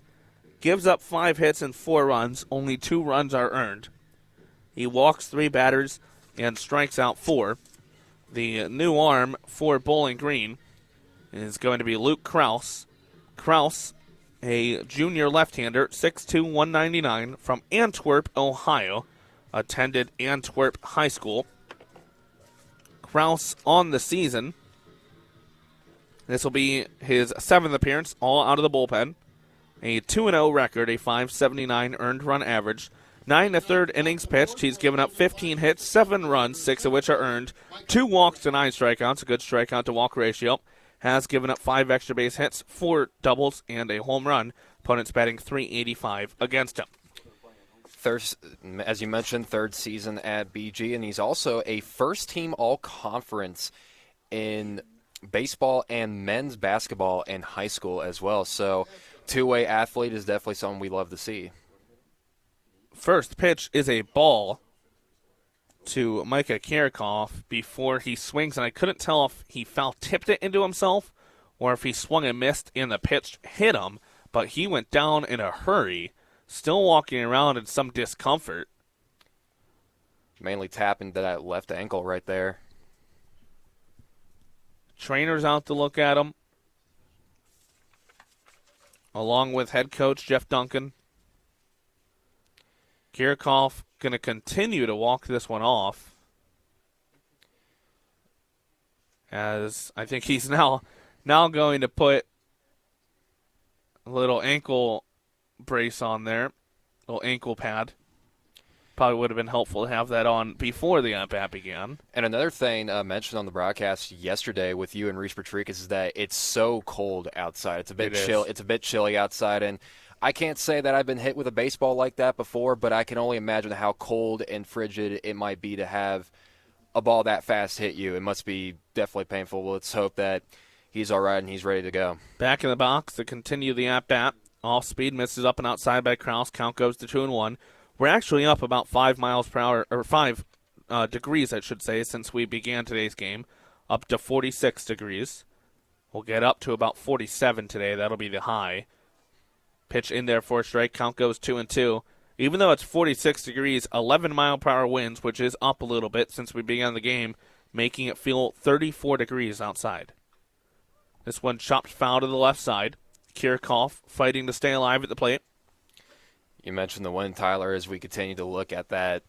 Yeah, at the American flag near center field, it's definitely starting to pick up ever so slightly as time passes along. Kraus working from the windup. His 2-2 delivery just misses for a ball, not by much. Close pitch runs the count full to 3-2.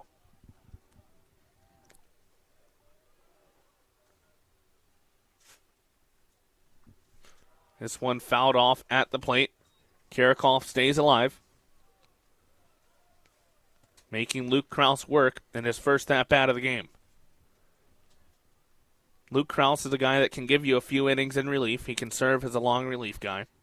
His 3-2 pitch, swing and a miss at the plate by Micah Kirchhoff, and Luke Kraus gets his first strikeout of the game and his first at-bat of the contest. Yasik back up to the mound again for the Golden Flashes. Yasik here today has struck out looking. He's also reached safely on a fielder's choice. Kraus's first pitch to him, swung on and foul tipped to the plate, and this one hits his right ankle. So back-to-back Golden Flashes batters early in the at-bat, fouling a pitch off their ankles. It was the left ankle in the left foot for Kirchhoff, and here the right ankle, right foot for Hayden Yasik. Walking it off a bit there. At first he was kind of hobbling on his left foot right there, just trying to get the juices flowing again. You don't see that often, back-to-back batters hit a pitch off their foot early in the at-bat. He's back in the box, ready to go. Kraus not wasting any time. Delivers down the middle for a strike. Count goes 0-2. Kraus took advantage of that. Once Yasik walked back into the box, I think a second went off the pitch clock before Kraus went into his windup, and he's still working fast here. His 0-2 delivery fouled off to the right side. Do it again, 0-2. Kraus picking up the pace in this at-bat. Looks like the Falcons got Yasik right where they want him, and obviously you don't want to see an opposing player hurt like that, but definitely caught him a little bit off guard right there. Kraus working fast once again. The 0-2 delivery misses to the outside. Count goes to 1-2.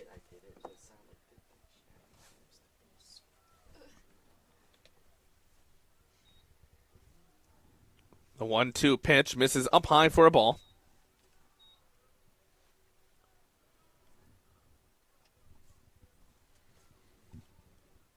After being down the count 0-2, Yasik has worked it even to 2-2.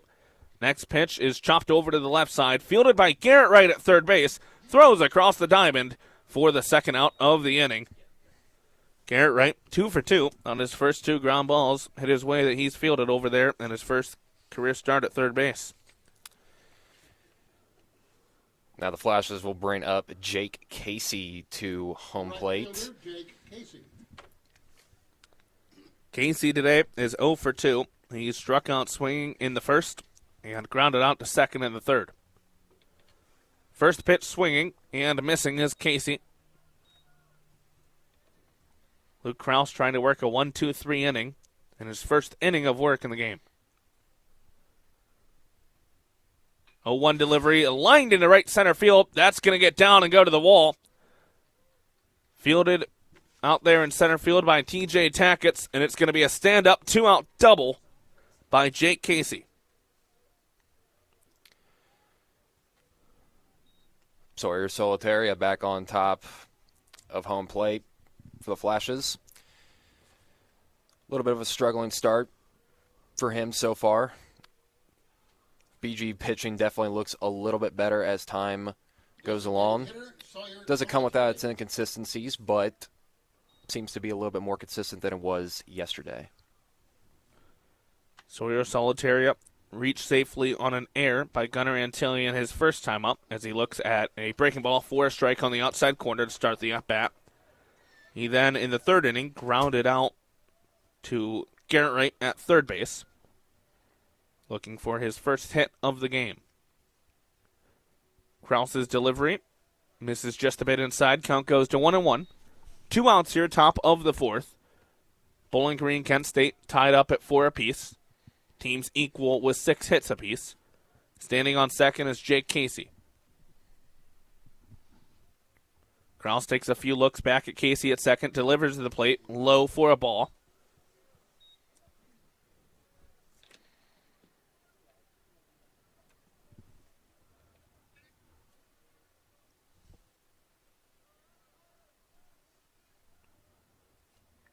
Two-one pitch by Krause.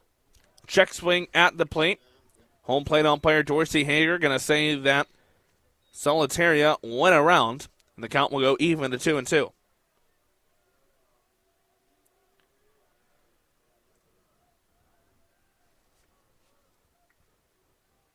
The 2-2 delivery by Krause.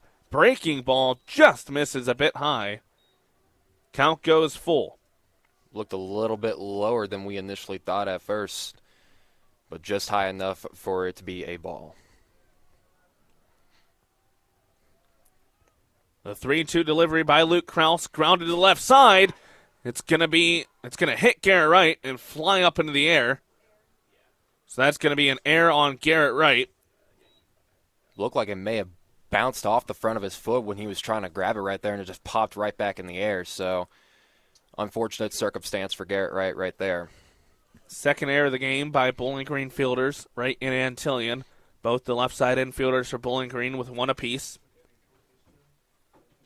Jake Casey will advance to third on the air. Catcher, Brody Williams. And it's going to be runners on the corners for Kent State with Brody Williams up to bat. Williams today has a double and has walked. He's come around to score both times. First pitch of the at-bat by Luke Krause. Breaking ball. Catches the zone for a strike.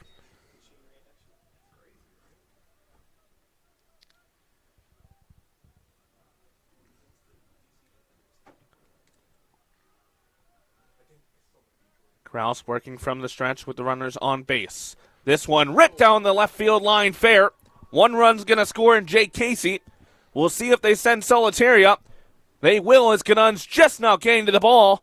And it's going to be a 2 RBI triple for Brody Williams. Brody Williams definitely flexing the muscle right there as he should. Just a great hit. Just got to where it needed to be off to the left side of the field, as that will add 2 more runs on the board for Kent State, making it 6-4. Took a while for Gavin Ganun to get to that one. That went right in the corner by the bullpen for Bowling Green in the very far corner down the left field line. Hunter Klotz, run 1 scored and has been walked once already today with 1 RBI to his credit. Double last time up, came around to score after it. The double driving in Brody Williams. Chance to do it same exact way right here.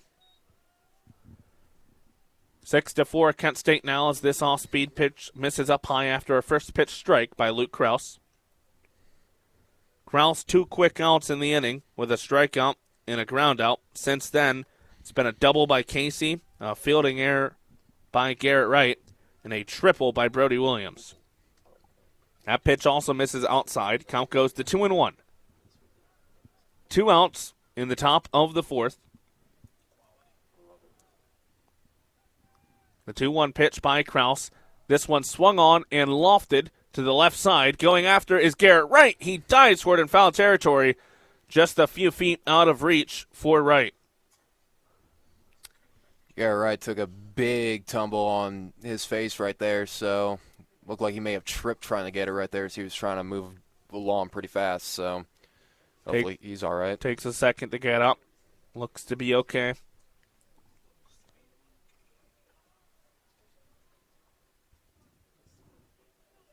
Count now 2-2 at the plate on Hunter Klotz with 2 outs in the inning. Kraus looking to limit the damage at 2 runs. His payoff pitch swung on and missed. And that ends the inning. Second strikeout of the inning for Luke Kraus. But Kent State scores 2 runs on a 2 RBI double by Brody Williams to move back out ahead 6-4 as we head to the bottom half of the 4th inning. You're listening to BGSU Baseball right here on WBGU 88.1 FM.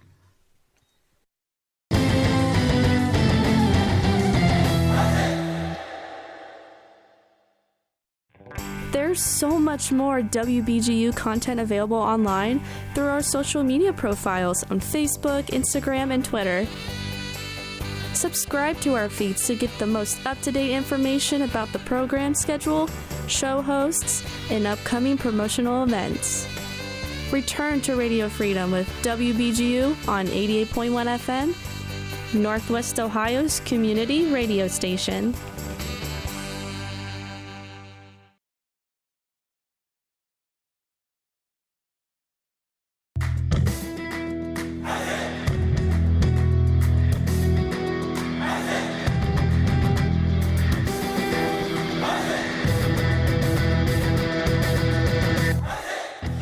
BGSU graduate Jason Jackson from the Miami Heat here. Make sure to tune into the Zig Zone every Sunday at 4 p.m. on WBGU 88.1 FM, home of the Falcon Media Sports Network.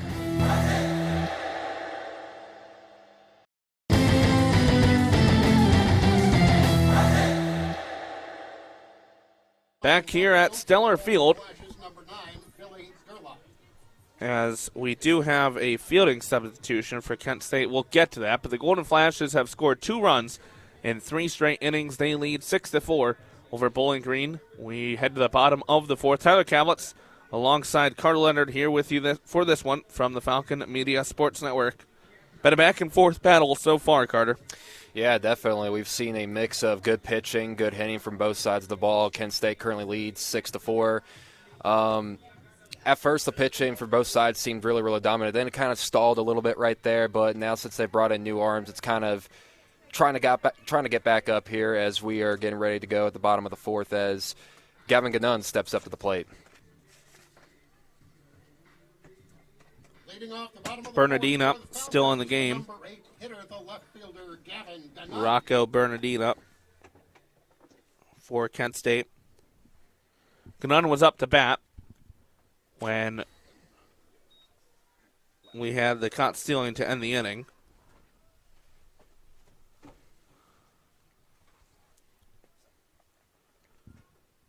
First pitch strike to him. This one misses high and outside for a ball. So Kovas is out of the game in left field. It'll be Gerlot into the game for Kovas in left field. Billy Gerlach, graduate student, 6'1", 185 pounds, from Auburn, Pennsylvania, went to Blue Mountain High School and was a transfer from Penn State. Saw him a little bit yesterday. Swing and a miss. Gavin Gannon down on strikes for the first out of the inning.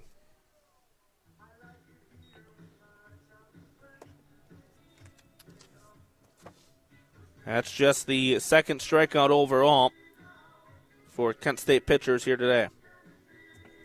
The shortstop, Gunnar Antillion. Gunnar Antillion steps up to the plate, the 9-hole hitter for Bowling Green. First pitch ball to him to begin the at-bat. Only had one previous at-bat earlier to start this game. Lined out the center field his last time up. Swing and fouls this one off to the right side. Count goes even to 1-1 with one out here in the bottom of the fourth. Okay, thank you. 0-1 pool next inning. The 1-1 pitch misses for a ball, just a bit up high it appears. Count goes to 2-1.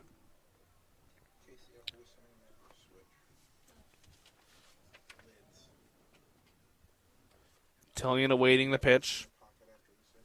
Swing and a foul back by Antillian. Count goes even to 2-2.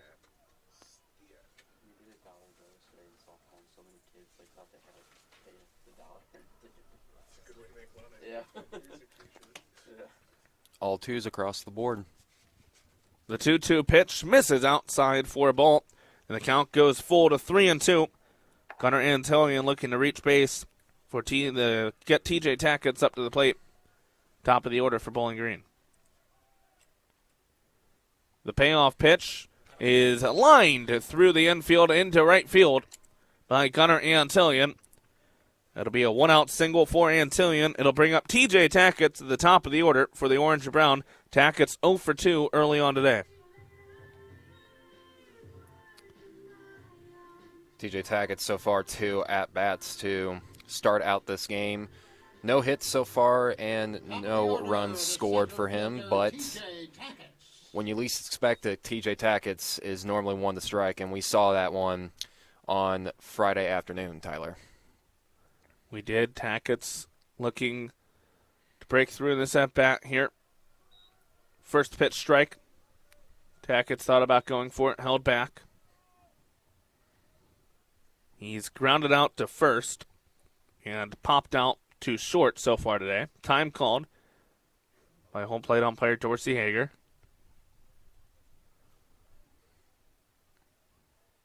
Standing on first is Gunnar Antillian after his one-out single.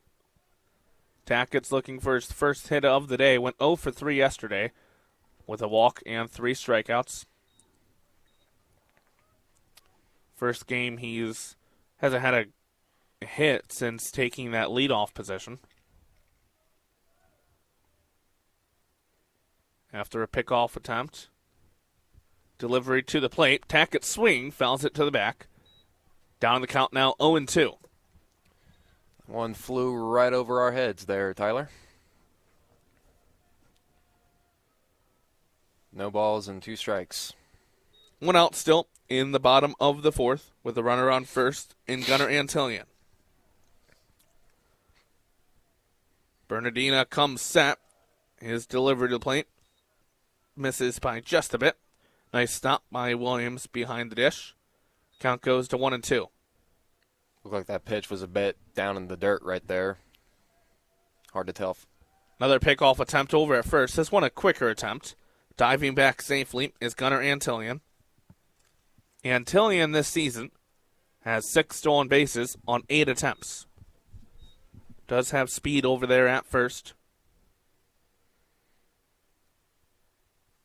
Antillian runs on the pitch. It's grounded over to the right side, fielded by Reese at second. He throws the first for the out, but Antillian running on the pitch advances to second. That'll make him 7 for 9 on the season in stolen base attempts. Tackett's now 0 for 3 on the day. It will not go down as a stolen base for Antillian because the ball was put in play there. So just Antillian advancing on the ground out. And Garrett Wright, who's 2 for 2 today with 2 singles, comes up to the plate with 2 outs. First pitch swing, fouls it off to the back. Garrett Wright, a good start to the game at the plate. After going 0 for 1 with a strikeout yesterday. 2 runs and 2 hits so far for Wright today at just 2 at-bat attempts. Another pickoff attempt here at second by Bernardina. Diving back safely once again is Gunnar Antillian. Can't imagine you'd see Antillion run to third here with 2 outs and Garrett Wright at the plate. But does have a decent-sized lead there at second base. The 0-1 pitch by Bernardina. Off speed, gets a whiff from Garrett Wright at the plate. And the count goes to 0-2.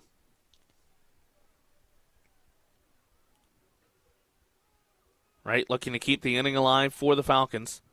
They trail Kent State by 2 runs, 6-4 here in the rubber match Sunday afternoon in Bowling Green, Ohio. Bernardina's payoff pitch. This one swung on and lofted. Shallow right field. And it's going to be Reese moving backwards to make the catch and end the inning.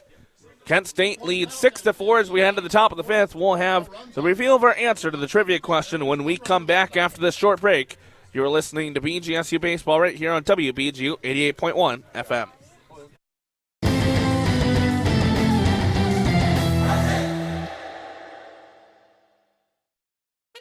This is Northwest Ohio's community radio station, WBGU 88.1 FM.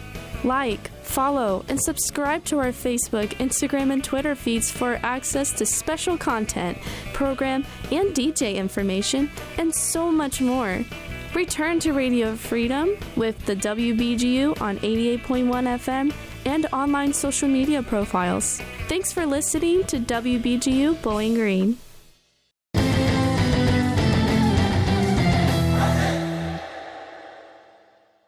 New pitcher on the mound for Bowling Green is Owen Pohl. We'll get to more of him in just a little bit. Luke Krause's day is done. 1 inning pitched, 29 pitches. Gives up 2 hits and 2 runs. None of the runs are earned. Does not walk a batter and strikes out 2. Before we get to Pohl, Carter, do have the reveal of our trivia question. So yesterday was Oral Hershiser bobblehead day here at Stellar Field. So it is an Oral Hershiser-centric question. He holds the MLB record for most consecutive scoreless innings pitched, which he did back in 1988.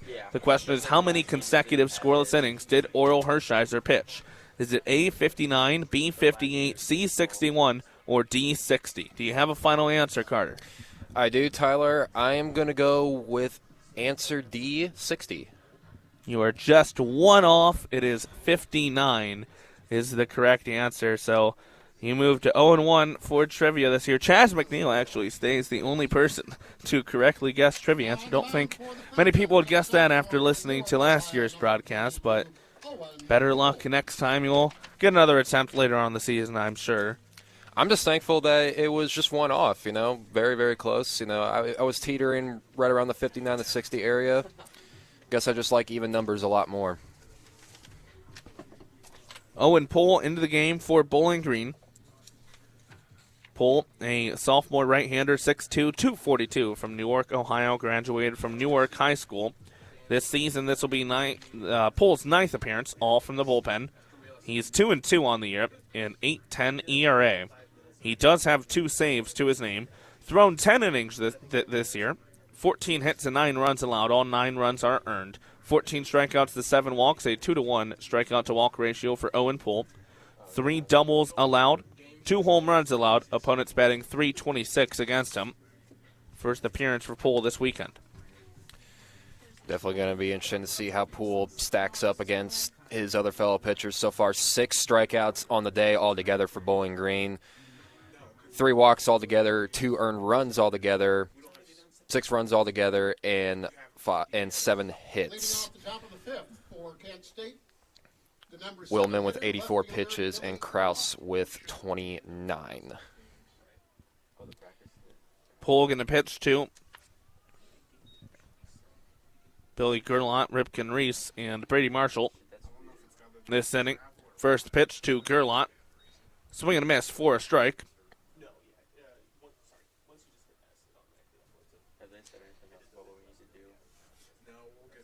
Next pitch by Owen Pohl, breaking ball. Misses down low for a ball.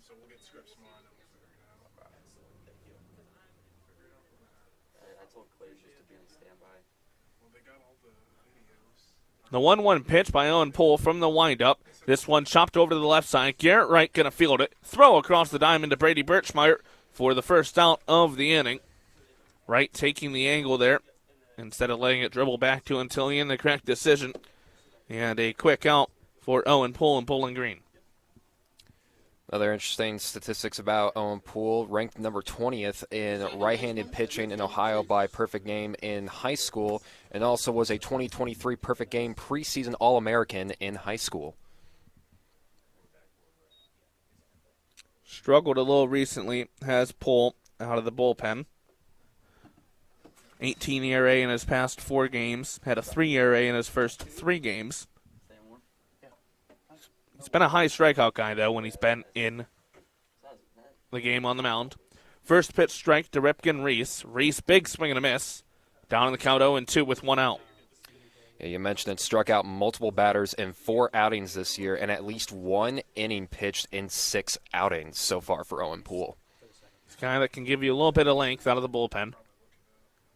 His payoff pitch on the 0-2 count just misses on the outside corner. Moves to 1-2.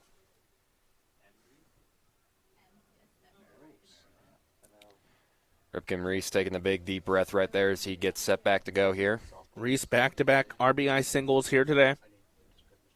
The 1-2 delivery from Poole. Swing and a miss. Owen Poole with his first strikeout of the game. Overall, that's the 7th strikeout by Bowling Green pitchers here today.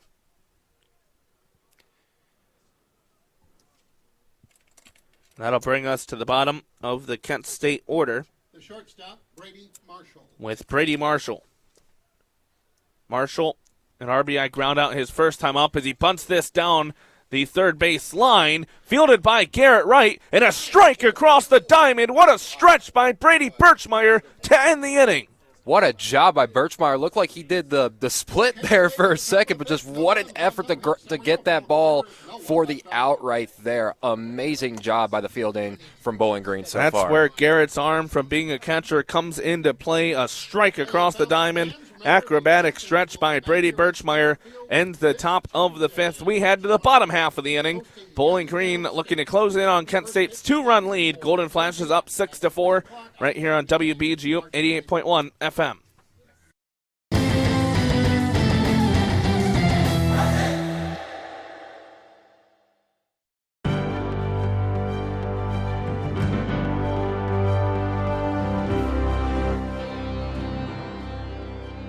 On November 1st, 2024, BGSU men's soccer defeated nationally ranked Western Michigan for the first time in a decade.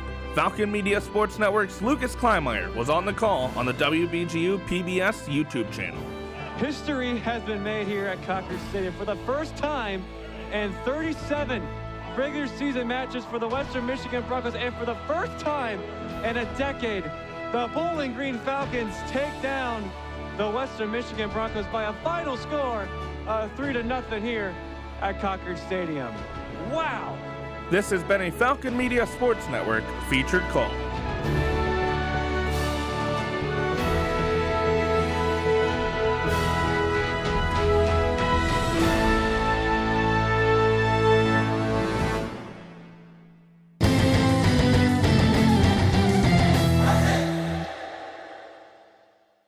Back here at Stellar Field, we head to the bottom of the 5th. Kent State leading Bowling Green 6-4. Do have a substitution for the Falcons. It'll be Braden Curlis into the game for Garrett Wright. He'll slot in at third base and second in the batting order for the Falcons. It'll be DJ Newman, Brady Birchmeyer, Sam Seidel, 3-4-5, due up for Bowling Green against Rocco Bernardina here in the bottom of the 5th. So far for Bernardina, 22 pitches with 1 hit allowed and 1 strikeout. Still overall 2 strikeouts so far for Kent State so far in this game compared to Bowling Green's 7 on the day. First pitch to Newman, check swing, caught the outside corner with the fastball for a strike. As you mentioned, Newman singling in the first, flying out to center in the third. Bernardina from the windup, swing and fouled off fairly deep to right field by DJ Newman.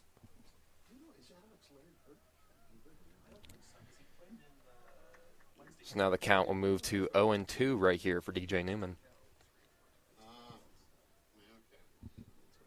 Bernardina shaking off a pitch. Now moves into the windup. The 0-2 delivery to the plate. just misses off the outside corner of the breaking ball. Nice job of DJ Newman of holding up. Lives to see another pitch.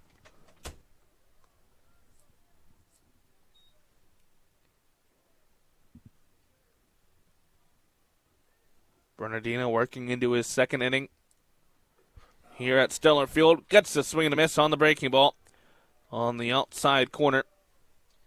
And Tice Newman with back-to-back breaking balls on the outside of the plate.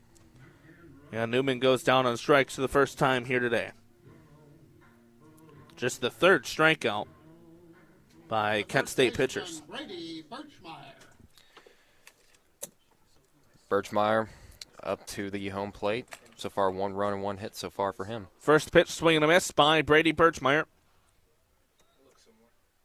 He's walked so far today and singled, came around to score in the bottom of the third. 0-1 pitch to Birchmeyer. Misses off the outside corner with the fastball. Bernardino's been solid since coming into the game for the Golden Flashes. Well, just 1 hit, his 6th batter faced here in Birchmeyer. Birchmeyer swinging, pops it up foul behind us. He's down the count now, 1-2.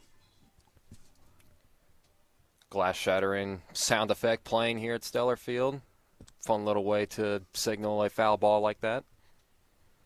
Brady Birchmeyer, the max leader, and runs batted in at 30. Awaits the 1-2 pitch. Swing and a miss. Got him on the same pitch that he struck DJ Newman on. The breaking ball on the outside corner of the plate. Back-to-back strikeouts for Bernardino. Brings up Sam Seidel. And that'll move the overall strikeout count for Kent State to 4 on the afternoon. Third strikeout of the day for Rocco Bernardino. The second baseman, Sam Seidel. Sam Seidel up at the plate. He's had a good day hitting. 3 runs batted in.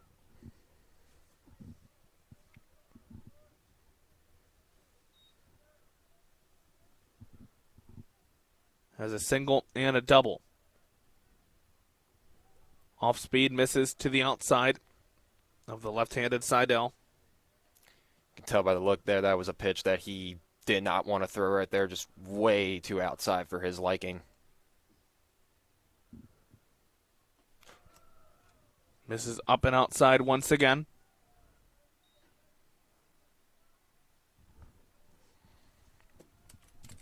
Two-0 the count on Sam Seidel.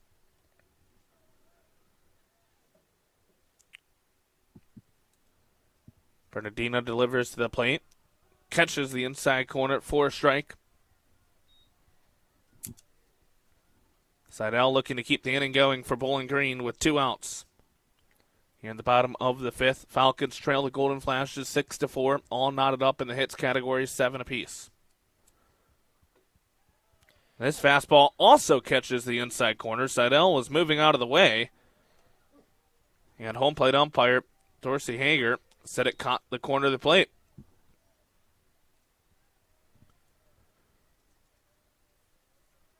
Two-two count with 2 outs to the bottom of the 5th. Payoff pitch by Rocco Bernardino. Swung on, flown out to shallow center field by Seidel. Drifting out to make the catch is the shortstop Marshall. And it's a 1-2-3 inning for Rocco Bernardino here in the bottom of the 5th. Kent State coming back up to bat in the top of the 6th when we return right here on WBGU 88.1 FM.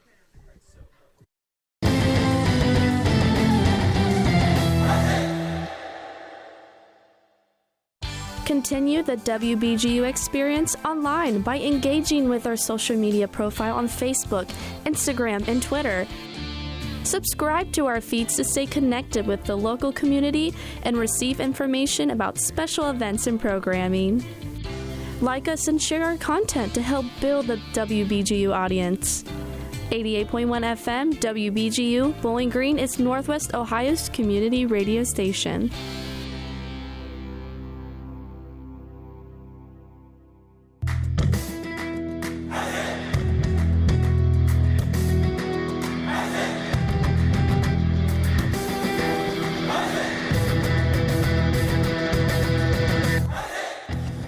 BGSU BGSU women's golf heads south to Georgia State Intercollegiate on Sunday, March 23rd through Tuesday, March 25th. Falcon Media Sports Network's Sean Connolly will have a recap on bgfalconmedia.com.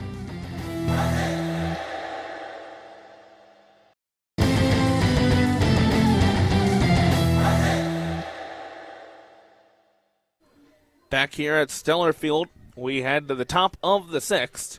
Kent State leading Bowling Green 6-4. Tyler Kavlitz alongside Carter Leonard from the Falcon Media Sports Network. Second 1-2-3 inning of the day for Kent State. In the last half inning, Owen Poole still out on the mound for the Falcons. Bowling Green could use a 1-2-3 inning of their own right here.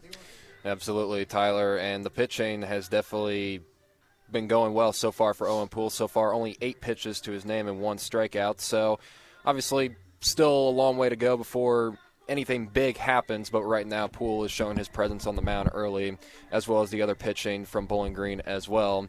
Same with Kent State. So far, 4 strikeouts for them. So they're staying somewhat right near Bowling Green. So, just going to have to wait and see how time progresses on right here.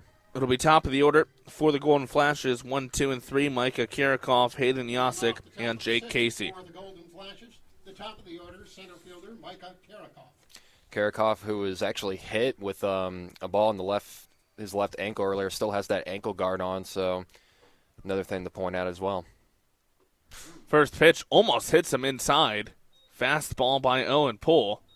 Kirikoff late moving out of the way. Count goes 1-0 to start. Kirikoff 0 for 2 on the day with 2 strikeouts and a walk.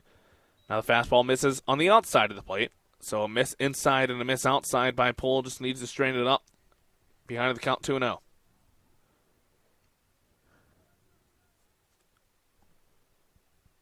Poole working from the windup. His delivery right down the middle with the fastball for a strike. Owen Poole worked a 1-2-3 inning in the 5th for Bowling Green. Into his second inning of work here for the Falcons. Another one down the middle for Poole. Count goes to 2-2. He's battled back into this at-bat after falling behind early.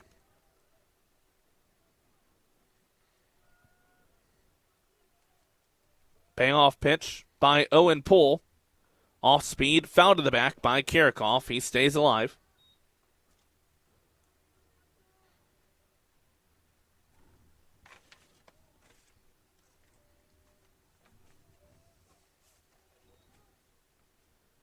Do 2-2 once again. Poole's pitch swung on and missed on the outside, foul tipped into the back of Coop McKenzie's glove for the first out of the inning. 4 straight batters set down in order by Owen Poole on the mound.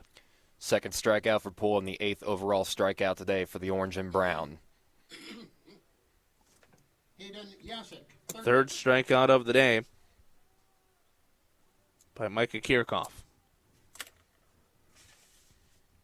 Yasik up to bat. First pitch to him, up and in for a ball. Struck out earlier in this game, as a matter of fact. This breaking ball catches the zone. Puts the count even at 1-1. Rubber match between Bowling Green, Kent State. Golden Flashes up 6-4. As this one driven out fairly deep, left center field.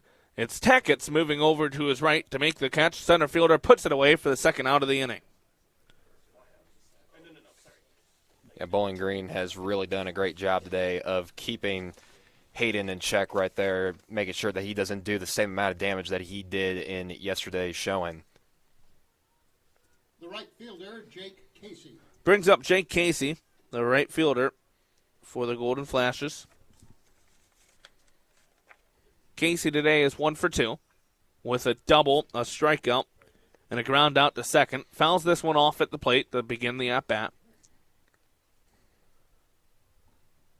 Owen Poole looking for back-to-back 1-2-3 innings on the mound for Bowling Green.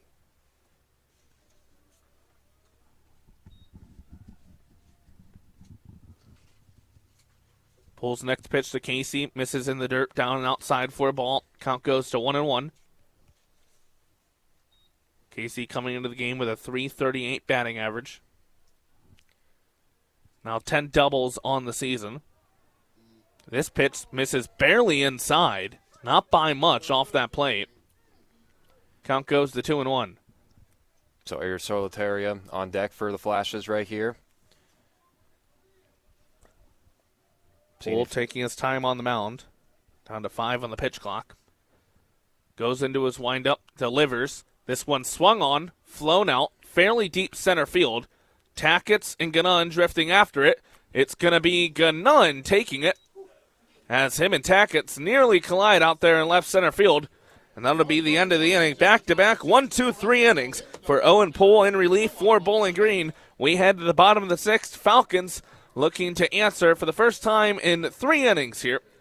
Kent State leads Bowling Green 6-4 right here on WBGU 88.1 FM.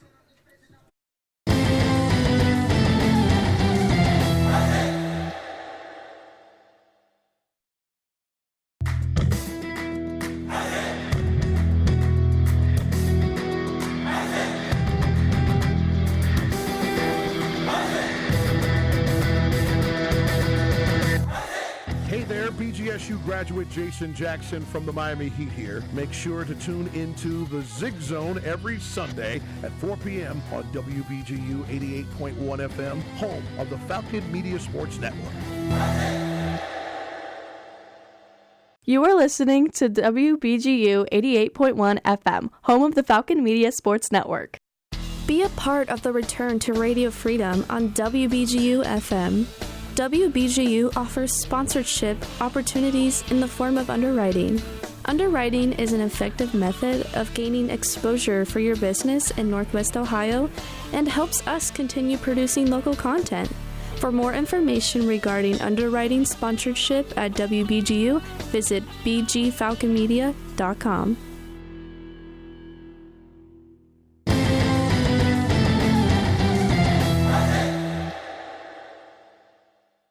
6, 7, 8 due up for Bowling Green. Caden Parker, Cooper McKenzie, Gavin Gannon. Falcons have not scored in the past 2 innings. They trail Kent State 6-4 here in the rubber match of the weekend series at Stellar Field. Bowling Green winning the first matchup on Friday in walk-off fashion over the Golden Flashes, 11-10, dropping yesterday's battle 20-4 in 7 innings. And Kent State in the driver's seat right now for the second game in a row. Well, at least the 5th inning this time around, Tyler, did not get off to a disastrous start, so they've been able to keep Kent State in check for majority of the game despite being down 2 runs. First pitch to Caden Parker. He's swinging, flies this into right field, diving, and not able to make the catch is Casey out there in right, and Parker's going to move into second base. Nice effort by Casey in right field, came up just a bit short of the ball. Nearly a spectacular play, but it's going to be a leadoff double for Caden Parker in the bottom of the 6th. Yeah, Casey right there looked like he just about got the glove just right underneath it, but it just fell out at the very last second. Great job by Caden Parker by the hit as well, as that will be a double for him. First hit of the day for Caden Parker. He's 1 for 2 now. He had previously flown out to right and walked. Cooper McKenzie into the box now for Bowling Green. Had an RBI last time up. Is also lined out to right field.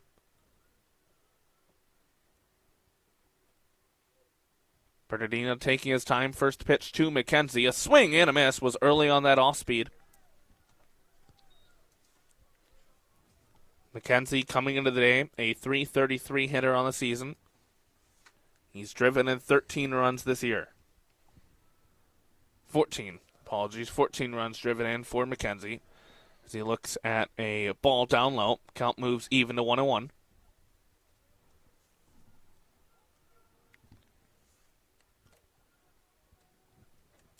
Bowling Green now ahead in the hits category 8-7 as this off speed drifts outside. McKenzie now ahead in the count 2-1. Once you start getting higher into that hits category, you'll see that the scoreboard will be more in your favor as we go along. Bernardino takes a couple looks back at second. Now delivers to the plate. Fastball right down the middle. Count even once again at 2-2.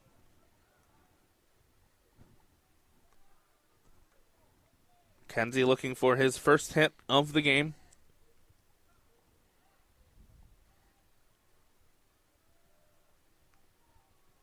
Two-two pitch by Bernardina. Off speed, misses outside. Couldn't get McKenzie to bite. Count goes full to 3-2. Nobody out here. Bottom of the sixth. Runner on second for Bowling Green is Caden Parker. Cooper McKenzie at the plate against Rocco Bernardina. Bernardina still today with 3 strikeouts on the list for him. His payoff pitch catches the outside corner with the fastball.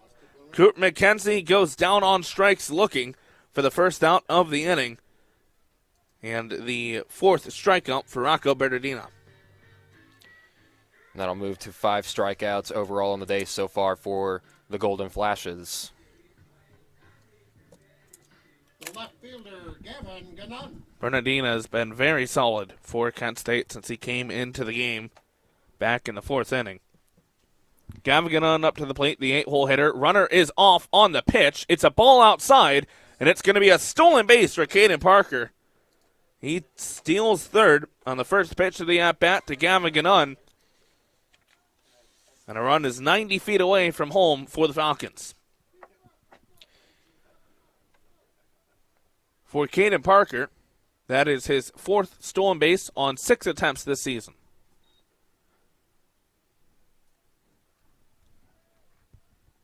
Pitch was outside with a breaking ball. Good pitch to run on by Parker. So the 1-0 pitch by Bernardina at the plate. Misses high with the fastball, 2-0. Bernardina has not walked a batter since he's come into the game in the 4th inning. His 3rd inning of work here for Kent State. His 2-0 delivery inside almost hit Gannon. He backs out of the way, and it's a 3-0 count on Gavin Gannon with 1 out. Thought for a split second there it may have clipped Gannon's left arm right there, but it just missed on the inside portion a little bit, but still outside. The 3-0 pitch by Bernardina. Fastball on the outside corner for a strike.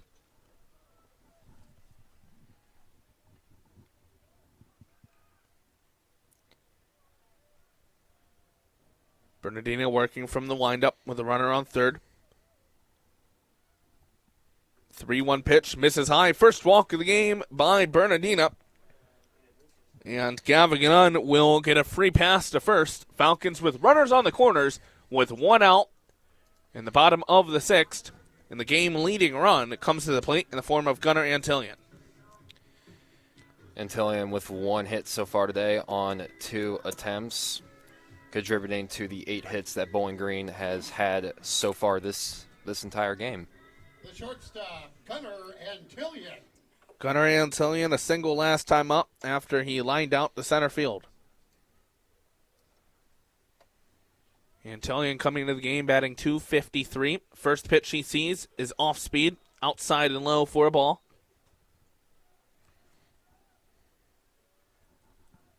Gannon over at first has only attempted 1 stolen base this season, which was successful.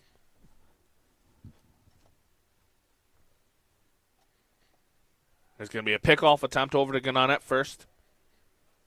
Gannon back, diving headfirst in time. Kent State leading Bowling Green 6-4 here in the bottom of the 6th. 1 out in the inning. Falcons have runners on the corners. Caden Parker at third, Gavin Gannon at first. Pitch at the plate to Gunnar Antillion is found to the back. Count goes to 1-1.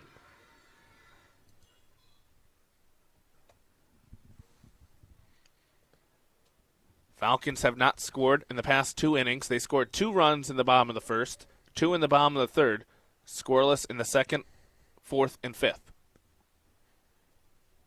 Another pickoff attempt over at first. Gannon back well enough time, diving head first. Bernardina now approaching the 50-pitch mark, only allowing 2 hits and 1 walk so far with 4 strikeouts. From the stretch, his 1-1 delivery, off speed, swung on and found to the back once again by Gunnar Antillion. Now down in the count, 1-2.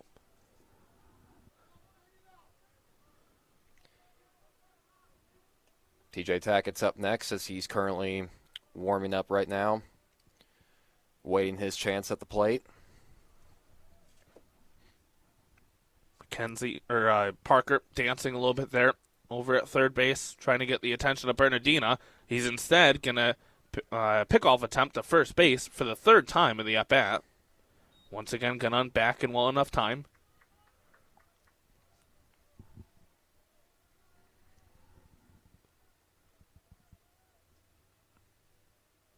Bernardina now his payoff pitch. Misses outside. Count goes even to 2-2. Gunnar Antillion making Rocco Bernardina work on the mound. Here with runners on the corners and one out in the bottom of the sixth.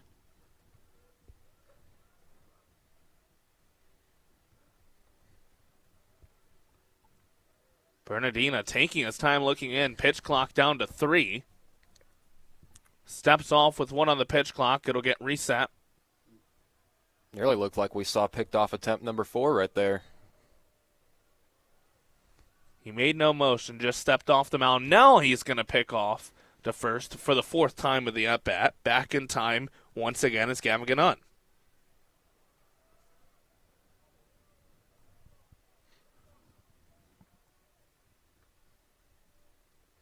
Bernardina's 2-2 pitch to the plate, swung on, right center field, lofted, and diving and not catching it is Ripken Reese. Coming home to score is Keenan Parker from third. Advancing 90 feet to second is Gavin Gannon. An RBI single by Gunnar Antillion brings Bowling Green back within 1 run, 6-5 here in the bottom of the 6th. Ripken Reese over there, a little slow to get up, kind of very reminiscent of what we saw with Garrett Wright earlier when he tried to catch a foul ball for an out. Just fell flat on his face. Reese is up, and he's moving around, which is a good sign. Nice diving attempt by Reese, just out of his reach. Kirikoff and Casey could not get in fast enough. It was a bloop single into right center field, and that brings us up to the top of the order with TJ Tackett. Kent State does have a right-handed arm warming up in their bullpen. Looks like another arm possibly getting loose and stretching as well. First and second for TJ Tackett with one out in the bottom of the 6th. 6-5 game, Kent State up. First pitch to Tackett, misses outside with the fastball. Bernardina's control has started to falter in the past couple of at-bats. Rocco Bernardina comes set, delivers to the plate. Tackett thought about going, holds up, misses to the outside. He's ahead of the count, 2-0. TJ Tackett's 0 for 3 today. He's grounded out to first, popped out to short, and grounded out to second.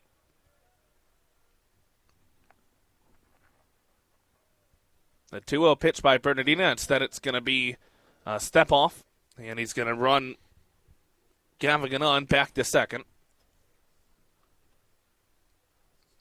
He's being very critical of Gannon. Only one stolen base on the season for the senior outfielder for Bowling Green. Now the 2-0 pitch to the plate. Catches the outside corner. Tackett thought about going, held up. Count now sits at 2-1. On deck for Bowling Green is Braden Curlis. He's come into the game for Garrett Wright. That 2-1 pitch. Fastball. Catches the zone for Bernardina. And after being behind in the count 2-0, he's now brought it back even, 2-2.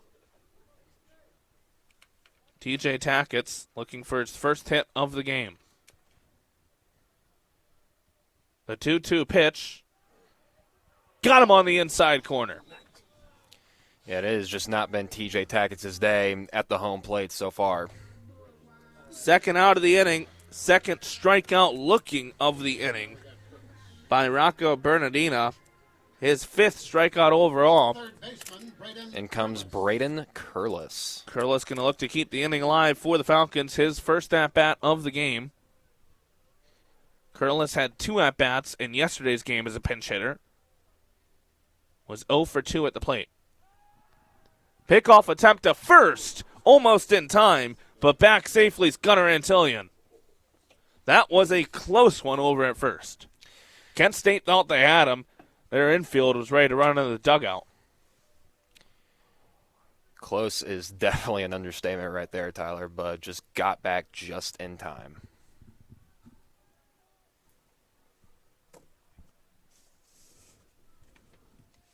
First pitch of the at-bat to Braden Curlis, fastball down the middle for a strike. Curlis this season, a 111 hitter. This will be his 10th at-bat of the year, has just one hit. The one hit was a double.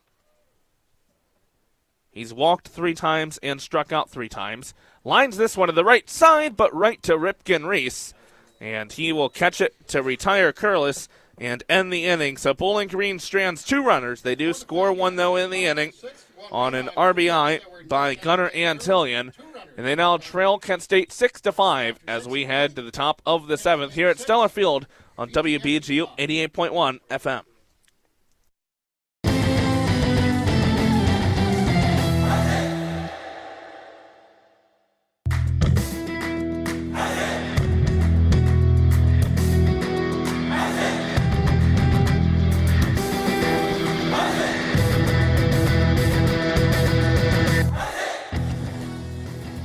To listen to replays of recent Falcon Media Sports Network's broadcasts, tune in to WBGU 88.1 FM every weekday morning from midnight to 3 a.m.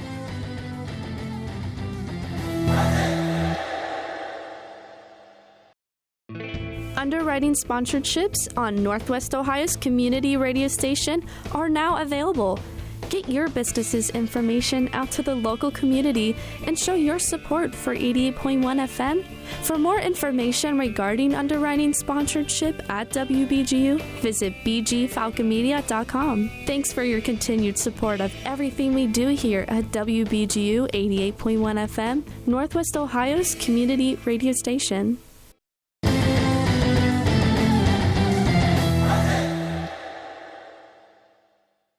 Here at Stellar Field, 6-5.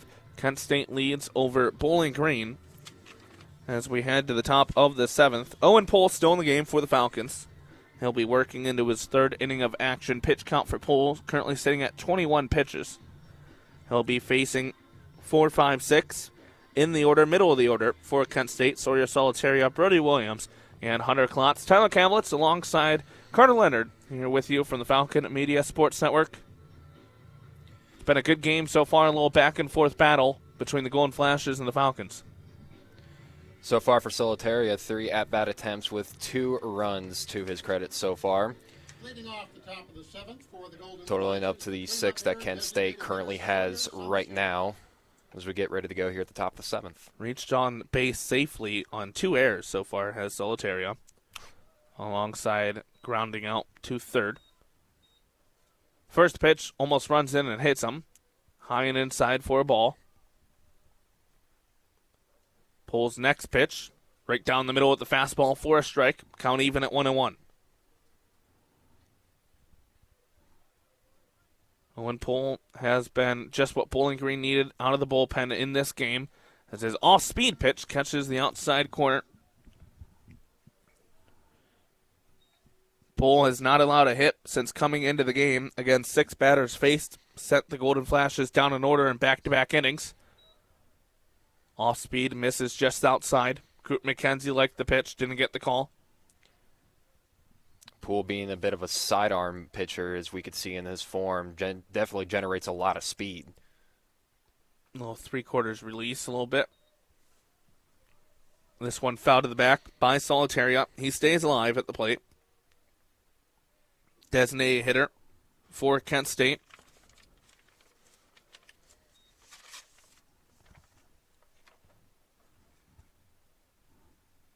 Solitaria lines this one over to 3rd, but Braden Curlis doesn't have the move.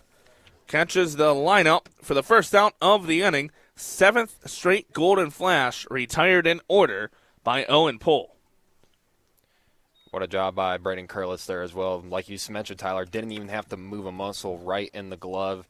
And just great job by pitching for Owen Pohl as he nears the 30-pitch count in this game. Brody Williams up to the plate, the catcher for Kent State. He's doubled and tripled, along with walking, scored twice, and driven in 2 runs. Swinging, flies this out, fairly deep right field. Chasing after is Parker, diving, and he got it. Caden Parker diving catch at the foul line in fair territory. Makes the catch, a tremendous catch by Caden Parker for the second out of the inning, and now 8 straight Golden Flashes retired in order by Owen Poole. The first baseman, Hunter Klotz. Brings up Hunter Klotz, the first baseman for the Golden Flashes. He's walked, doubled, and struck out swinging so far, has an RBI to his name. First pitch swinging by Klotz, fouls it behind him to the netting.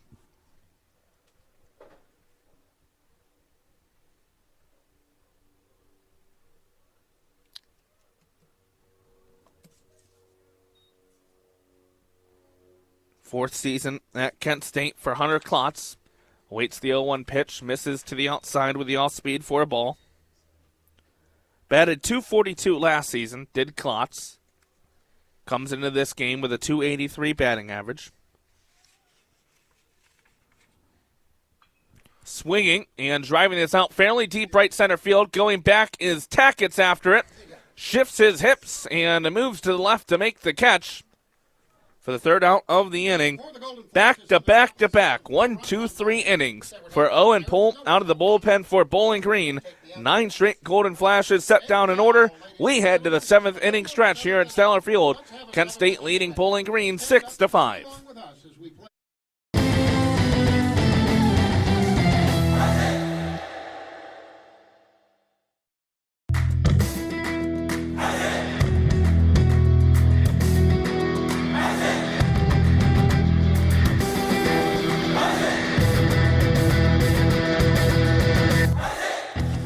Looking for a BG Athletics discussion show? Check out The Swoop, where a rotating cast of Falcon Media Sports Network co-hosts talk everything BGSU athletics. New episodes are available every Tuesday at 6 p.m. on the BG Falcon Media YouTube channel.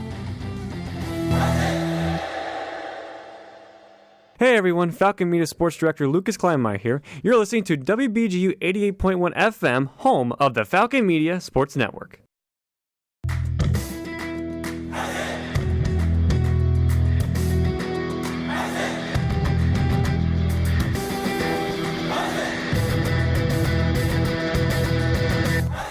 Hey there, BGSU graduate Jason Jackson from the Miami Heat here. Make sure to tune into the Zig Zone every Sunday at 4 p.m. on WBGU 88.1 FM, home of the Falcon Media Sports Network.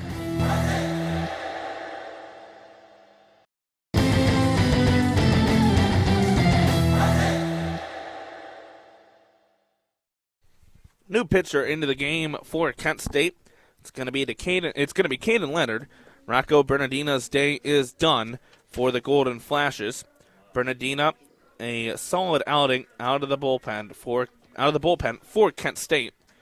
He gives the Golden Flashes 3 1/3 innings of work, 3 hits allowed, 1 run which was earned, 1 walk, and 5 strikeouts across 59 pitches for Bernardina.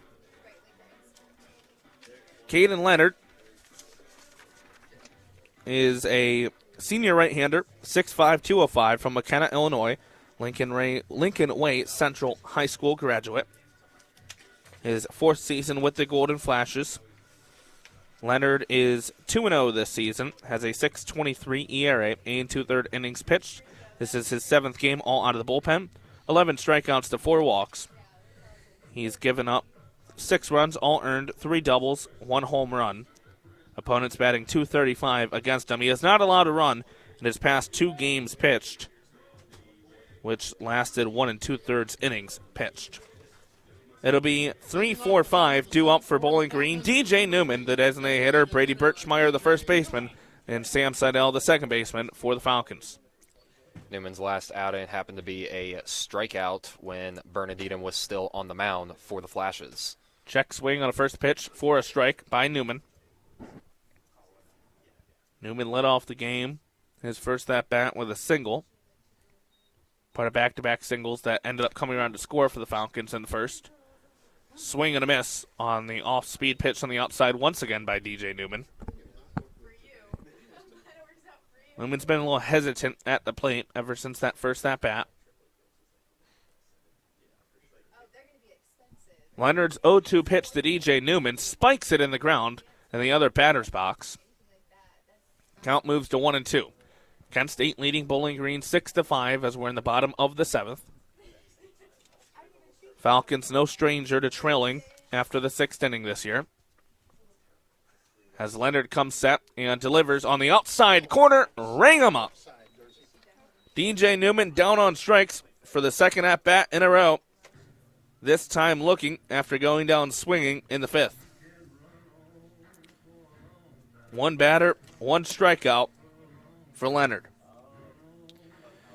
Birchmeyer now up to the plate now. As I was saying, Bowling Green's no stranger to trailing after the 6th inning, Carter. They are 5-4 when trailing after 6 innings this season.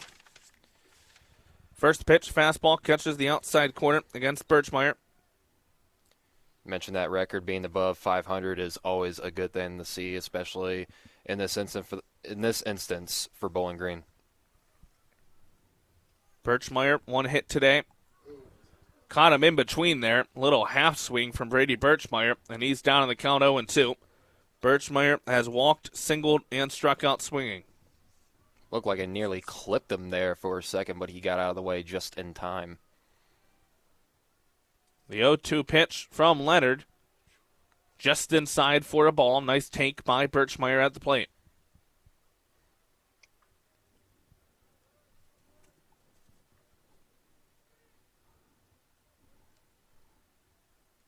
Leonard taking his time from the stretch. Delivers, swing and a miss by Birchmeyer. Back-to-back strikeouts by Caden Leonard. Second straight time Birchmeyer has gone down on strikes. And that brings up Sam Seidel. Seidel is 2 for 3 today. A 2 RBI single, an RBI double, and a pop out to short. Now that'll even up to both 8 strikeouts for both Kent State and Bowling Green. Both pitchers on both sides are definitely getting the workout in, Tyler. Definitely are. 2 outs in the inning now. Here in the bottom of the 7th. First pitch almost clips Seidel, moves out of the way of it. He'll start ahead in the count 1-0. Kent State leading 6-5. Bowling Green leading in hits 9-7.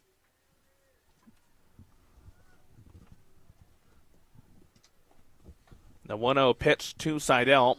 Swing, fouls this off to the left side. Into the trees past the batting cages. Behind the Bowling Green dugout.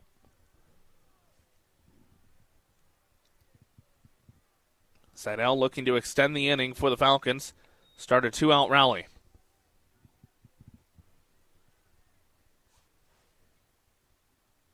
A 1-1 pitch. Swung on, foul tipped in the back of Brody Williams' glove.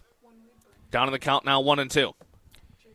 You mentioned Seidel's stats early in the game. He came in today with a .311 batting average. The 1-2 pitch by Leonard. Foul tipped at the plate. Seidel stays alive. Sam Seidel, an on-base machine for Bowling Green last season. His on-base percentage back up over 400 this season at .407. He's added a little pop to his bat. 4 doubles now. He had 3 home runs this season. That slugging percentage up in the upper 400s.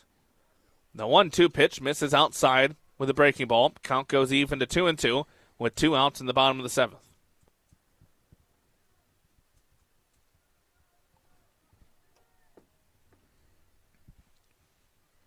Leonard taking his time working from the stretch. His 2-2 delivery fouled off to the left side once again by Sam Seidel, still fighting at the plate to stay alive.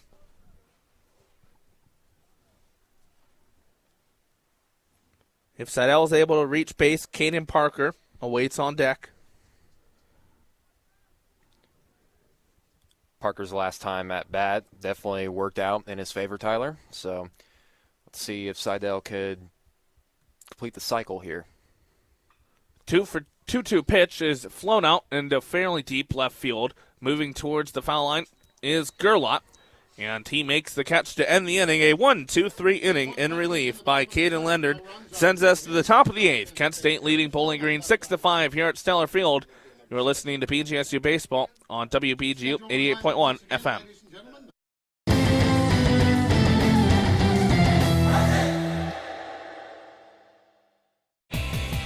For over 70 years, WBGU 88.1 FM has provided local news, sports, and entertainment to Northwest Ohio.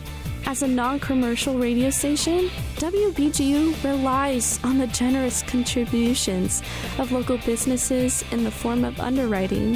For more information regarding underwriting sponsorship at WBGU, visit bgfalconmedia.com. Hi, I'm Trina Lisa Vering. I'm a singer and songwriter from Copenhagen, Denmark. I have a very important message for y'all. Du kan bygge broer i din egen hjerne, eller fremelske global fred og kærlighed, alt sammen på en og samme tid, ved at lytte til The World Music Show søndage fra 6 til 8 p.m. på WBGU 88,1. Den kan også streames fra bgfalconmedia.com. That's right. You can build bridges in your own brain and promote global peace and love all at the same time, just by listening to the World Music Show on Sundays from 6 to 8 p.m. on WBGU 88.1 and streaming at bgfalconmedia.com.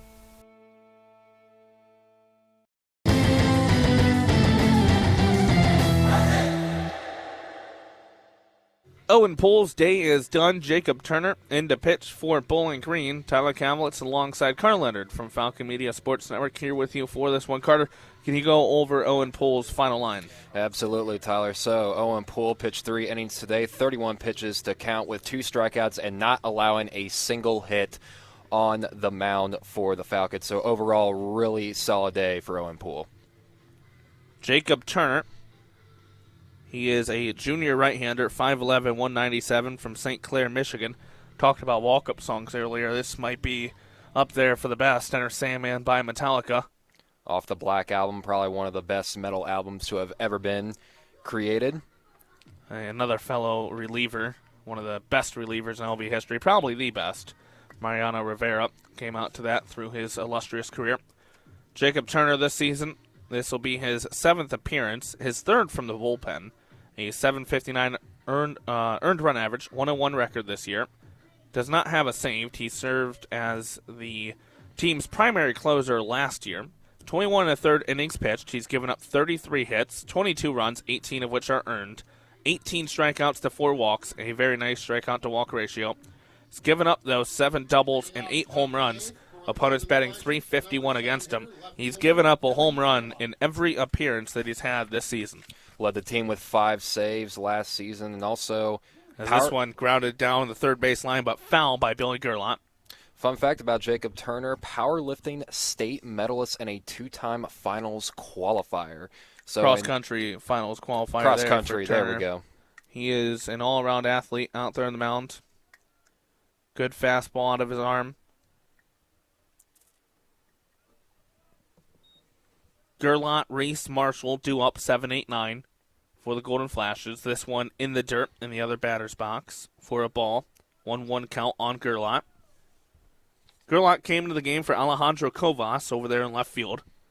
Grounded out to third base, his first at-bat. This pitch cannot catch the corner. Kenzie tried to frame it, but it's called a ball behind the plate by Dorsey Hager. Gerlach came in today with a .125 batting average. This one grounded over to short, fielded by Antillion on the hop. He throws across the diamond. Nice stretch by Brady Birchmeyer at first to retire Gerlach for the 2nd time in a row. Now in comes Ripken Reese. 3 at-bat attempts today with 2 hits and 2 RBIs and 1 strikeout. Also has a stolen base on the base paths, does Ripken Reese. Reese, the Elliott City, Maryland native, looks at a first pitch ball, held up his swing. Reese, just a redshirt sophomore. He's a switch hitter, batting from the left side. In this at-bat against the right-handed Jacob Turner. Big swing and a miss. Count goes to 1-1. Stands at 6'2", 195.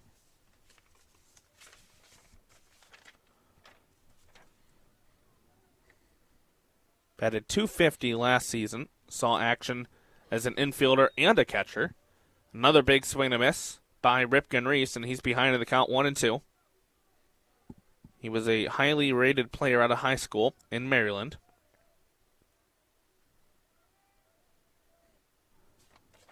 The 1-2 pitch from Jacob Turner down low for a ball. Reese is a decently high strikeout victim. Struck out 22 times this season compared to just 4 walks. The 2-2 pitch, swing and a miss. Make it 23 strikeouts this season. Second time Reese has been down on strikes here today. And that now is 11 straight golden flashes set down by Owen Poole and Jacob Turner combined. Great job by the pitching from both Poole and Turner on the mound for Bowling Green. And as that will move to 9 strikeouts on the day for Kent State. This one dribbled up the middle by Marshall. A very weak grounder. It's going to be fielded by Turner in front of the mound. He'll throw it over to Brady Birchmeyer, and that is now 12 straight golden flashes sent down in order by Bowling Green relievers Owen Poole and Jacob Turner. We go to the bottom of the 8th. See if the Bowling Green Bats can get going as they trail Kent State 6-5 right here on WBGU 88.1 FM.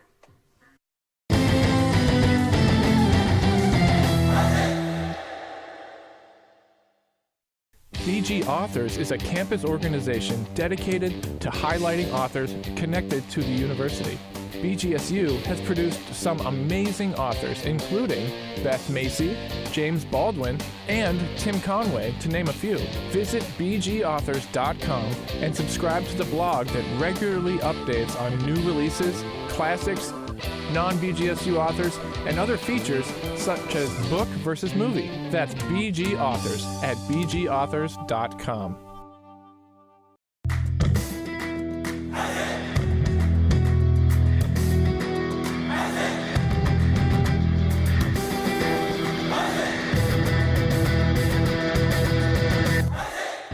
Looking for a BGSU Athletics talk radio show? Tune into the Zig Zone every Sunday at 4 p.m., where a panel of Falcon Media Sports Network members discuss the hottest BG sports topics. Only on WBGU 88.1 FM.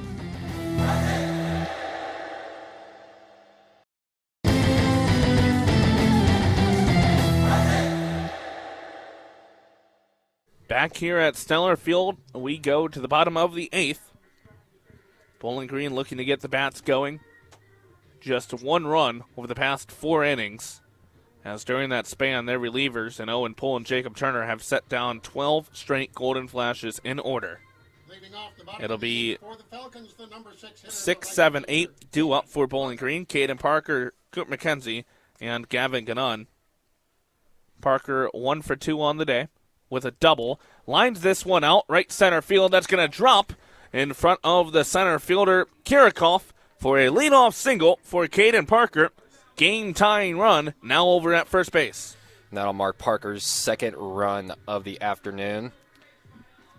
Total up to 10 hits so far for Bowling Green compared to Kent State's 7. This season, Bowling Green, when they out-hit their opponent, are 8-1. The catcher, Cooper McKenzie.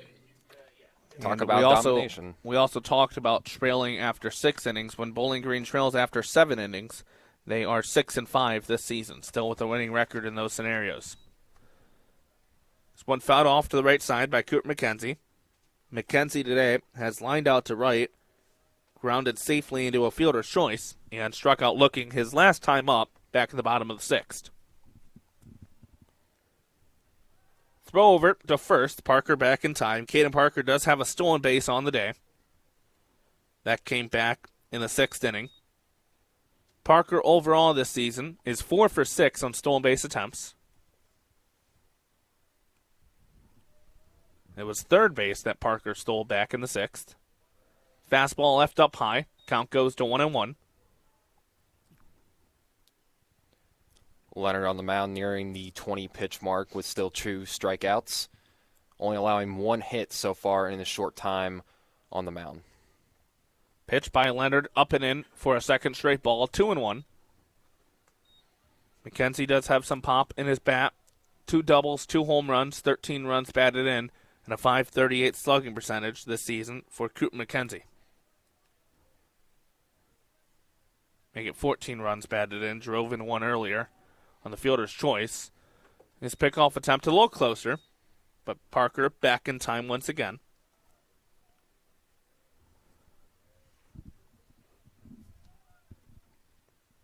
Two-1 the count at the plate on Cooper McKenzie, with nobody out here in the bottom of the eighth. Caden Parker on first for Bowling Green. The pitch by Leonard in there for a strike. McKenzie thought about it, did not go around. Count now even at 2-2.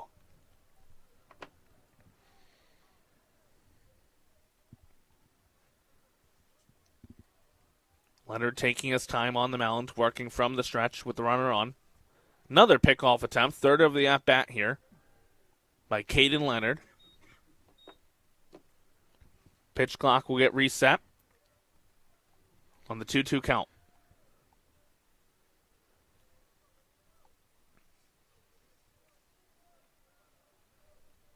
Parker thought about running there, did not go. Little fake steal there by Parker. It's fouled off to the right side by Cooper McKenzie. Parker definitely dancing around over there a little at first, getting some of the attention from Leonard. He did that when he was over at third in the sixth inning, dancing around on third base. Does not go in that, as it's swung on and missed by Cooper McKenzie at the plate for the first out of the inning. McKenzie down on strikes for the second time in a row. Strikeout number 3 for Leonard on the afternoon. And you mentioned being a little bit dancy around, with those pickoff attempts. We've seen that so far in the past couple of innings for the Falcons, whether it be Caden Parker or I believe it was Gunnar Antillion earlier who was doing right around the same exact thing. We're going to have a mound visit and a pitching change here for Kent State. It'll be the end of the line for Caden Leonard. Golden Flashes will have a new arm on the mound when we come back. Bowling Green has a runner on first and Caden Parker. Gavin up to bat. Falcons trail the Golden Flashes 6-5 with one out here in the bottom of the eighth. You're listening to BGSU Baseball on WBGU 88.1 FM.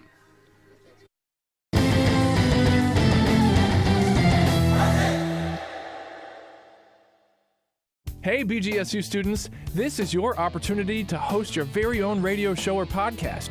Get involved with Falcon Radio and quickly learn the skills you need to produce your own program. In 30 minutes or less, you'll be armed with the information you need to operate studio equipment, put on your own live shows, or recorded content. Students from all disciplines are encouraged to get involved and take advantage of this once-in-a-lifetime opportunity to use world-class facilities to create your own podcast. Falcon Radio, for Falcons, by Falcons. If you're in need of affordable housing in Bowling Green, Falcon Media has got you covered with apartmentsforrentbowlinggreen.com. This website provides an interactive way to search for apartments, townhomes, and houses for rent in Bowling Green. Housing gets secured quickly in Bowling Green, so it's never too early to start your search for a great place to live near campus. Take the hassle out of apartment finding. Visit apartmentsforrentbowlinggreen.com. Brought to you by BG Falcon Media.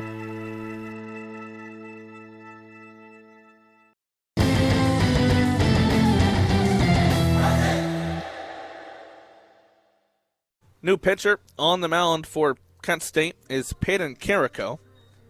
Carrico had an appearance in Friday's game in relief. He actually took the loss in that. He's left out for the last inning and 2/3, gave up 3 hits, 2 runs, one of which were earned, a walk, 2 strikeouts, and a wild pitch. He's a senior left-hander, 6'1", 205, from Marietta, Georgia. Attended Pope High School. On the season, Carrico, this will be his 11th appearance on the bullpen, 0-2 with a 6.91 ERA. He does have 5 saves to his name. First pitch to Gavin Gannon is in there for a ball. 14 1/3 innings pitched for Carrico. He's given up 12 runs, 11 of which are earned, 14 strikeouts to 6 walks, 7 doubles, no homers allowed, a .317 opponent batting average. This one in there for a strike to Gannon. Gannon thought about going for it, did not go all the way around. 1-1 count on Gavin Gannon with 1 out in the bottom of the 8th. Parker's still dancing around first base, as we've seen before. This one up and in. Gannon had to move out of the way of that one. 2-1 count on him now at the plate. Kent State leads Bowling Green 6-5. Falcons with a 3-hit advantage in the hits category, 10-7. Pitch to the plate. Gannon swinging, lines it into right center field. Parker's going to round second. He'll make his way to third. Gannon's going to charge towards second. No one covering the bag. It's going to be a stand-up double for Gavin Gannon with 1 out in the bottom of the 8th. The game tying run 90 feet away on third base. The game leading run 180 feet away on second base. That'll move up Gunnar Antillion to the home plate. So far in his 3 at-bat attempts, he's had 2 hits and 1 RBI.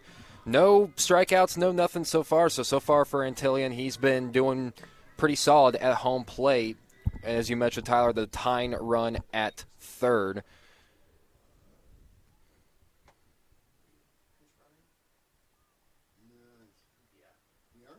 Going to have a pinch runner for Gavin Gannon at second. It'll be out. Alex Laird. Alex Laird, I believe. Redshirt freshman infielder. 6'4", 20. I'm sorry. Infielder, redshirt freshman, 6'3", 204 from Canton, Ohio. Glen Oak High School is where he attended. As this one's going to run inside and hit Gunnar Antillion on the first pitch of the at-bat. And just like that, it's going to be bases loaded for the Falcons, back to the top of the order with TJ Tackett. And this brings us back to the matchup that we saw at the end of the Friday game. The left-handed Carrico against the left-handed TJ Tackett. So if you remember, Tackett with Antillion on second hit a hard ground ball towards Ripken Reese over at second. He misfielded it, and Antillion came around to score the game-winning run on Friday off the air by Ripken Reese on the hard hit ball from TJ Tackett against Carrico.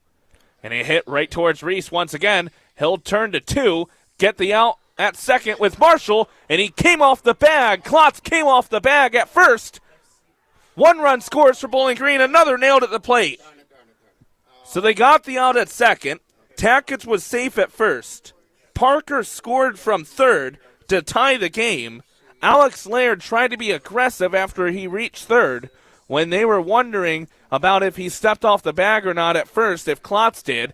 And it was Laird trying to be aggressive, scoring from third, and he was nailed at the plate for the final out of the inning. So we go to the top of the 9th, all tied up at 6 apiece. Yeah, I mean, you can't really blame Alex Laird for being, aggressive right there. He saw the confusion over on the Kent State side, decided I'm going to take advantage of this and try to get the lead, but it was just too little too late right there at home plate. It was indeed, so he's out. Antillion out on a fielder's choice. Laird nailed at the plate. And we head to the top of the 9th, all tied up at 6 apiece, right here on WBGU 88.1 FM.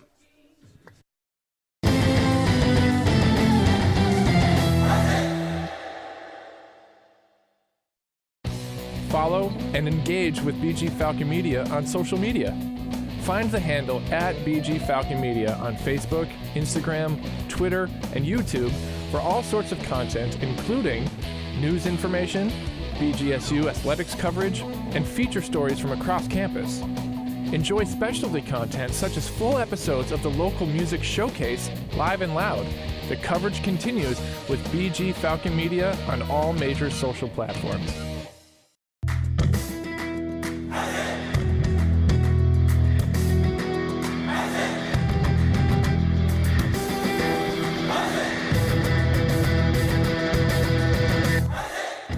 BGSU graduate Jason Jackson from the Miami Heat here. Make sure to tune into the Zig Zone every Sunday at 4 p.m. on WBGU 88.1 FM, home of the Falcon Media Sports Network.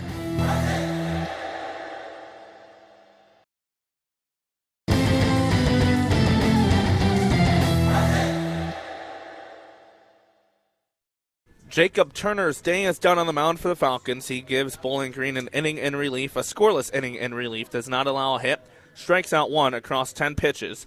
New pitcher for the Falcons going to be Connor Penrod. Before we get to Penrod, we do have another fielding substitution with Gavin being pinch run for Alex Laird.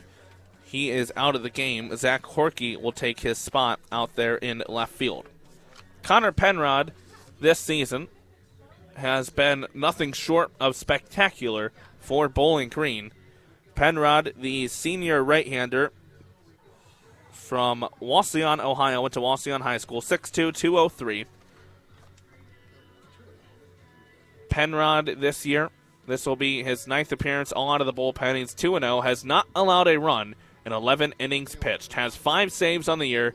He's allowed 7 hits, 21 strikeouts to 5 walks for Connor Penrod. Just 1 extra base hit allowed, a double against Akron, a 171 opponent batting average. Saving past 5 appearances, struck out multiple batters. But here by Micah Kirikoff, and it's going to be caught by Braden Curlis. So 1 pitch, 1 out on the errant bunt attempt by Micah Kirikoff. Good start to the inning by Connor Penrod. Yeah, definitely, as I was mentioning, and no hard feelings, Tyler, for cutting me off there. Saving past 5 appearances and struck out multiple batters in 5 outings this year. 1 more save to enter top 10 in program history for a single season for Connor Penrod. Hayden Yasik, third base. His first pitch to Yasik, in there for a strike with the fastball.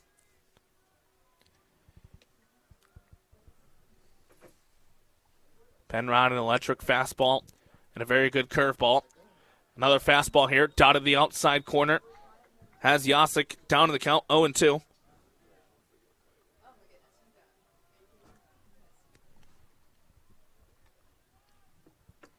Penrod has looked much like himself a couple years ago when he had a 3 ERA. Looks even better this year at times. Gunnar Antillion, errant throw. It was grounded to him, fielded it cleanly. And his second error of the game, this time a throwing error, just overthrew Brady Birchmeyer at first. And you saw afterwards, he knew that throw was a little bit too high, kind of swept the floor afterwards. Birchmeyer trying to get it off, trying to jump up high to grab it, but just was not enough. Not what you want by Antillion over there at short. The right fielder, Jake Casey. Allows Yasik to take place at first with Jake Casey up to hit. Yasik this season, 4 stolen bases on 5 attempts. Jake Casey today is 1 for 4. First pitch to Casey from Penrod, down and outside for a ball. Casey has doubled and came around to score in the top of the 4th. That's his only hit. He has also struck out swinging, grounded out to second, and flown out to left. This pitch in there for a strike against Casey. 1-1 count, 1 out here, top of the 9th. All tied up at 6 apiece between Bowling Green and Kent State. Runner on first for the Golden Flashes is Hayden Yasik. The 1-1 pitch, grounded up the middle, hits off the mound, and goes over the head of a jumping Antillion. And it looks like third base coach wanted Yasik to advance to third. He was jumping up and down there by the bag. Not happy that Yasik did not have his head up, and he'll be stuck at second, so Falcons get a little lucky there that Yasik did not advance to third, but unlucky on the bounce that it took after hitting the mound. Unlucky bounces in your way are definitely not what you want to see right there. So runners on first and second now with Sawyer Solitaria up to the mound. Solitaria has reached base safely on 2 errors. He's also grounded out to third and lined out to third today. First pitch by Penrod, misses down and inside for a ball. One thing that we've seen from Penrod is, with his size, he has a very long stride to home plate as well with just the way his mechanics work. This one driven out deep left field, going back is Horkey, and that one is over the wall into the trees. A 3-run home run for Sawyer Solitaria. The first home run allowed by Connor Penrod this year gives Kent State a 3-run advantage, 9-6 in the top of the 9th. It was only a matter of time before either side broke through, and it just happened to be Sawyer Solitaria for the Flashes right there. I mean, just a nice bullet out to left field. Was not going to be able to grab that. And unfortunately for Penrod, his nice home run streak, not allowing a single home run streak, comes to an end. We'll try. Yeah, thanks. Fix the scoreboard, he said. I'm not sure what's the problem.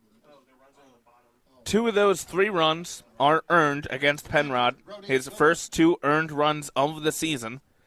His streak of 11 straight innings without allowing a run is over. As Bowling Green now trails 9-6 here in the top of the 9th with 1 out. First pitch by Penrod to Brody Williams goes over the glove of McKenzie to the backstop. Next one also misses high. Penrod losing control a bit here behind the count 2-0. First time Penrod has had to face adversity like this season.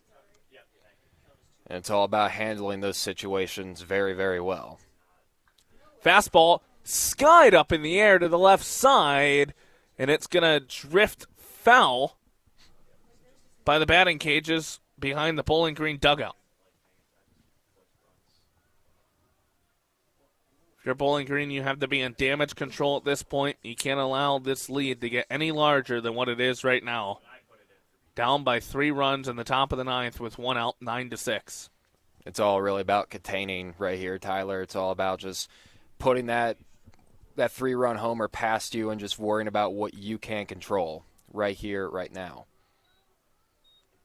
3 runs for Kent State this top half of the inning. Most runs scored in a half inning by any team here today. Foul tipped at the plate. Count 2-2.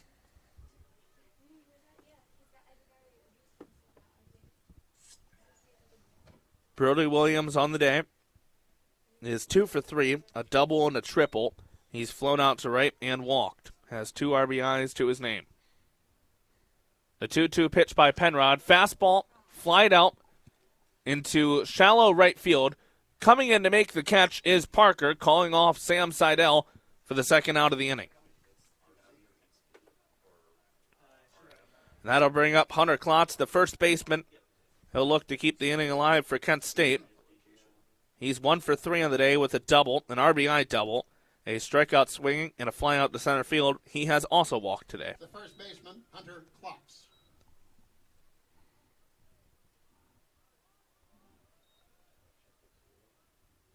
First pitch to Klotz from Penrod, down low for a ball on the fastball. Penrod's control has not been as good as it has been earlier this season. He's been falling behind early in these at-bats to the Kent State batters. This one also misses outside for a ball, 2-0.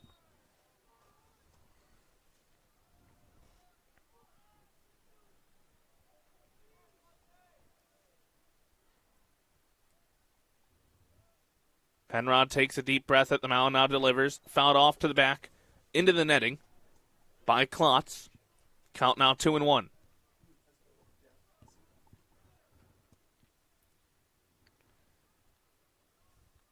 Kent State leading 9-6 here in the top of the 9th. 2 outs, base paths empty for the Golden Flashes. 2-1 count on Hunter Klotz. Connor Penrod delivers to the plate. Fastball catches the outside corner for a strike. Count goes even. All 2s up on the board for Connor Penrod. Penrod comes set at the mound. From the stretch, delivers 2-2 pitch. Gets a half swing at the plate for the strikeout. His first strikeout. His 22nd strikeout of the season. And that ends the inning, but not before Sawyer Solitaria launches a 3-run home run deep into the left field trees to put Kent State up 9-6 as we go to the bottom of the 9th. Up for Bowling Green when we come back will be 2, 3, and 4 for the Falcons. Braden Curlis, DJ Newman, and Brady Birchmeyer as the Falcons look for yet another comeback win to try to take their first series against Kent State since the 2012 season. You're listening to BGSU Baseball right here on WPGU 88.1 FM.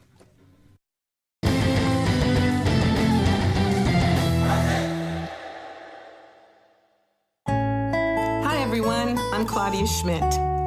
Resist the empire of cacophony. Listen to The Folk Show, Thursdays from 6 to 8 p.m. on WBGU 88.1 FM, and also streaming at www.bgfalconmedia.com. Listen up, listen in, and enjoy.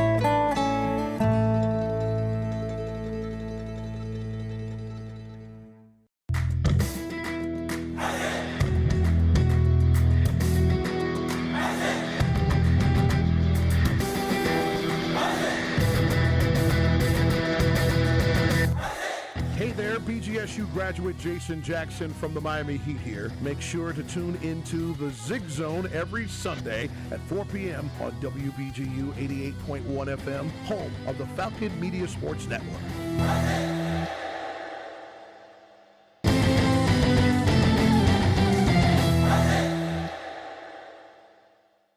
Back underway here at Stellar Field. 0-1 count on Braden Curlis. Gets a swing and a miss there from Curlis. It's still Carrico out on the mound for Kent State. Falcons trail Golden Flashes 9-6 here in the bottom of the ninth. It's Curlis, Newman, Birchmeyer due up for the Falcons. Curlis just throws the bat head at this one, and it's going to be caught by Klotz, the first baseman, in foul territory for the first out of the inning. Bowling Green down to their final 2 outs. Not the result you wanted to see to start out the bottom of the ninth here, but still a long way to go. Anything could happen here, Tyler. If Bowling Green's going to get, if they have a chance to do anything, it's going to be with this part of the lineup for sure. This is the part of the lineup that you want up in this situation. DJ Newman, the designated hitter of the preseason first-team All-American, as a two-way player, steps into the box, looks at a first pitch strike. He's had a rough day at the plate, just 1 for 4. He has a single, a fly out to center field, a strikeout swinging, and a strikeout looking.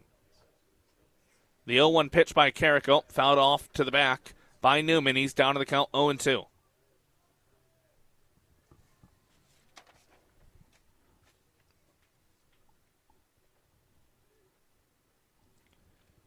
Carrico getting close to double digits in pitching so far, only allowing 1 hit. The 0-2 pitch from Carrico to DJ Newman in the dirt for a ball. Newman stays alive in the at-bat. Brady Birchmeyer awaits on deck. Birchmeyer, like Newman, has also struck out in back-to-back at-bats. Kent State's done a nice job of neutralizing the two batters for Bowling Green. Newman grounds this over to short, fielded by Marshall, and he beats Newman to the bag, throwing it to Klotz for the second out of the inning. Bowling Green down to their final out of the game. Birchmeyer up to bat now. Bit of a up and down day, to say the least, for him. 1 run, 1 hit, 1 walk, and 2 strikeouts for Brady Birchmeyer in this game. Birchmeyer, Bowling Green's last hope here at the plate.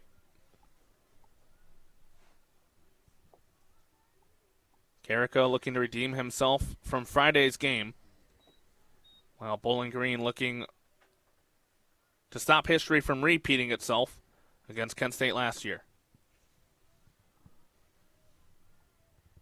0-1 on Birchmeyer. Big swing on this one, sends it out deep left field. Gerlach going back, looks up. That one's into the trees. Solo shot for Brady Birchmeyer to left field, keeps Bowling Green alive. Here in the bottom of the ninth, it's a 9-7 ball game after Brady Birchmeyer's 8th home run of the season and his 31st RBI, his MAC leading 31st RBI. What a shot from Birchmeyer, an absolute no-doubter if I do say so myself. Just a great overall shot. And like you mentioned, Tyler, a new breath of fresh air for the Falcons here, down still with 2 outs, but still cutting the deficit down ever so slightly. Let's see if it can continue here as Sam Seidel is now up to bat. This Bowling Green team has said time and time again that the game is not over until the other team gets 27 outs on us. They have 26 outs right now, playing with 1 final out, down by 2 runs in the bottom of the ninth, 9-7. Sam Seidel looks at a first pitch strike on the fastball. Seidel with a double and a single here today. Now looks at the ball. Count goes 1-1. He's also popped out to short and flown out to left field.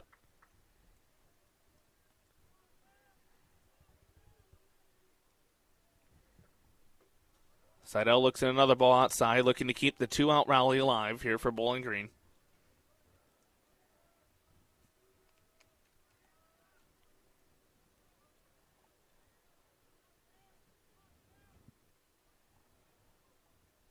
Pitch fouled off at the plate. Count goes even to 2-2 with 2 outs in the bottom of the ninth.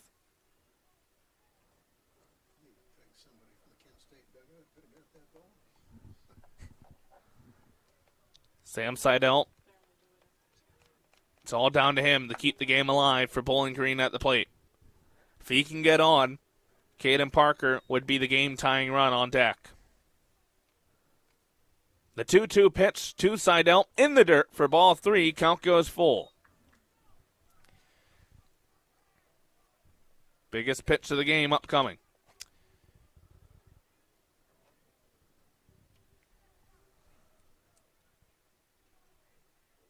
The left-hander delivers. Got him looking. Sam Seidel goes down on strikes as Kent State continues their dominance against Bowling Green. Kent State is the first MAC Series loss for the Falcons in back-to-back seasons, and Bowling Green has lost back-to-back games for just the second time this season as they fall in the rubber match here on Sunday against Kent State 9-7 at Stellar Field. We'll take a break and have more to recap this one when we come back. You're listening to BGSU Baseball right here on WBGU 88.1 FM.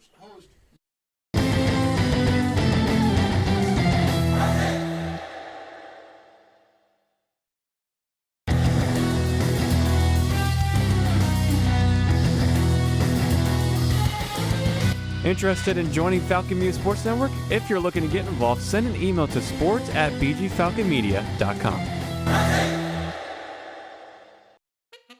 Start your day with WBGU-FM and Early Bird Oldies.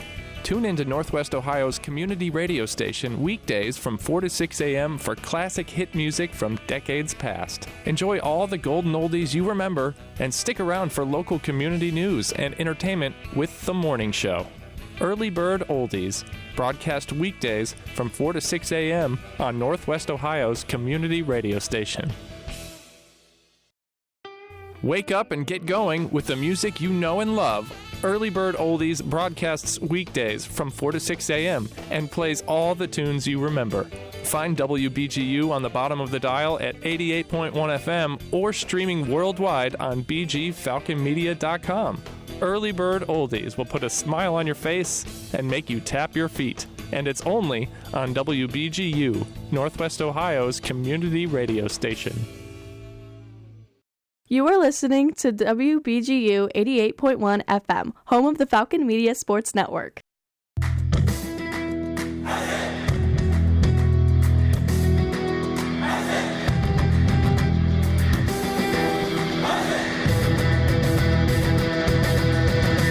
This is Phil Beskid, BGSU Radio Faculty Advisor. You can catch all the Falcon Media Sports Network broadcasts on our 2 stations, WBGU 88.1 FM and Falcon Radio, which can both be found on bgfalconmedia.com. Ziggy.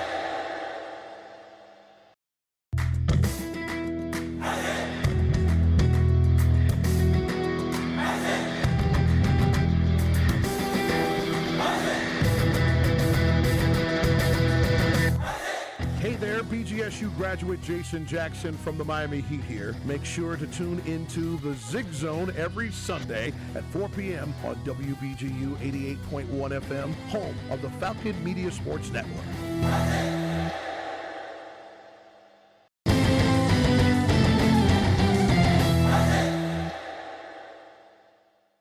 Back here at Stellar Field, Kent State winners over Bowling Green. 9-7, they win the series against the Falcons 2-1. Tyler Cavlitz alongside Carter Leonard from the Falcon Media Sports Network.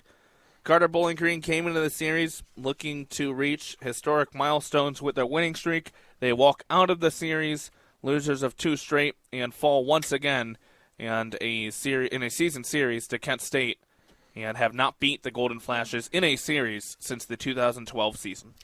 Yeah, it looks like that winning series thing for Bowling Green is going to have to come another time.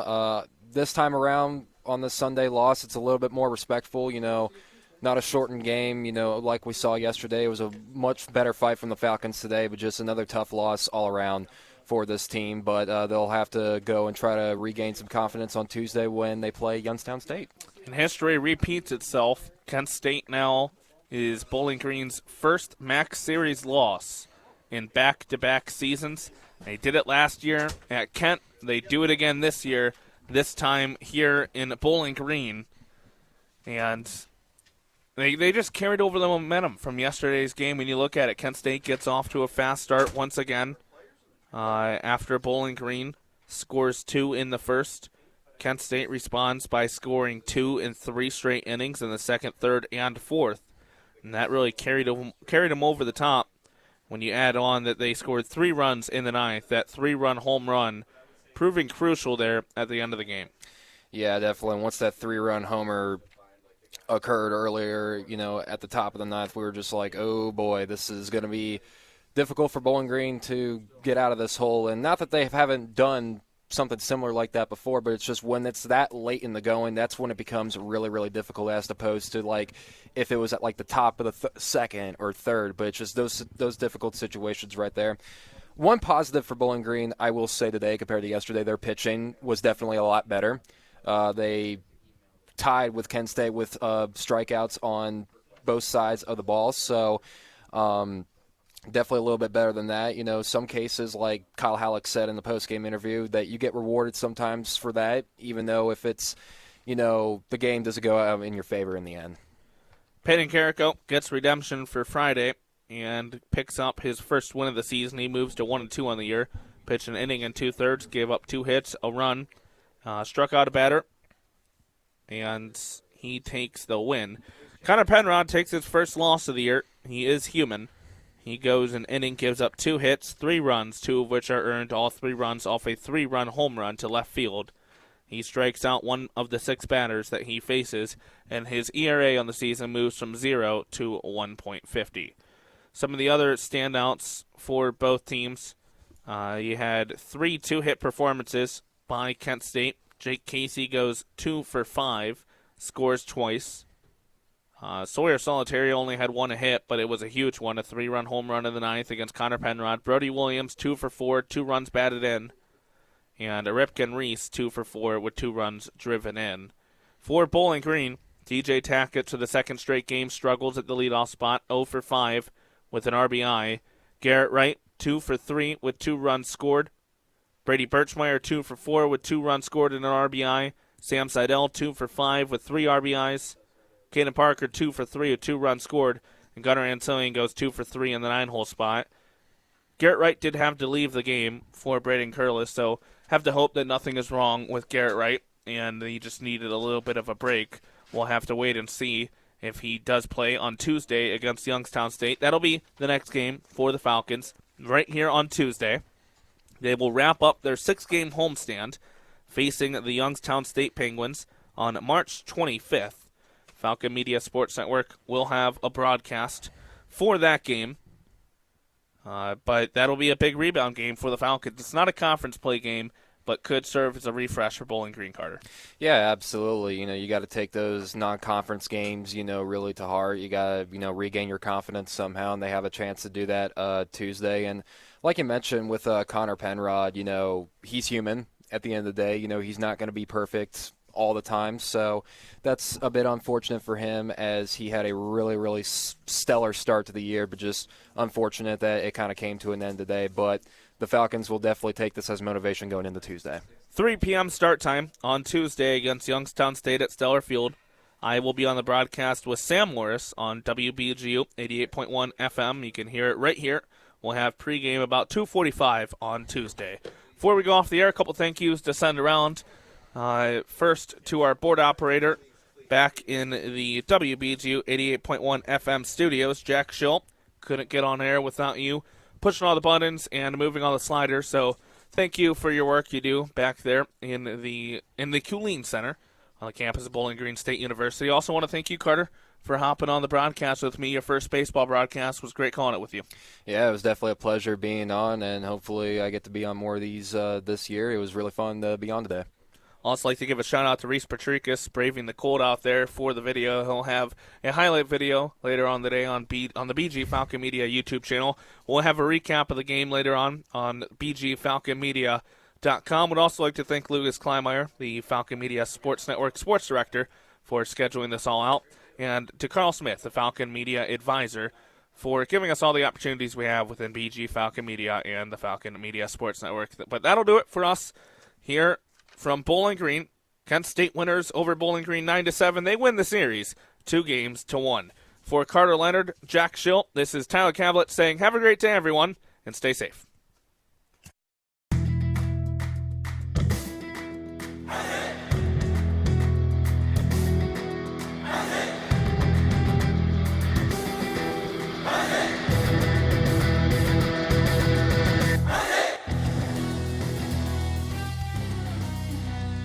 This broadcast has been a Falcon Media Sports Network production. For more BGSU sports news and updates, follow Falcon Media Sports Network on Twitter X at BG_FMSN, BG Falcon Media on Instagram, Facebook, and YouTube, and head over to BGFalconmedia.com.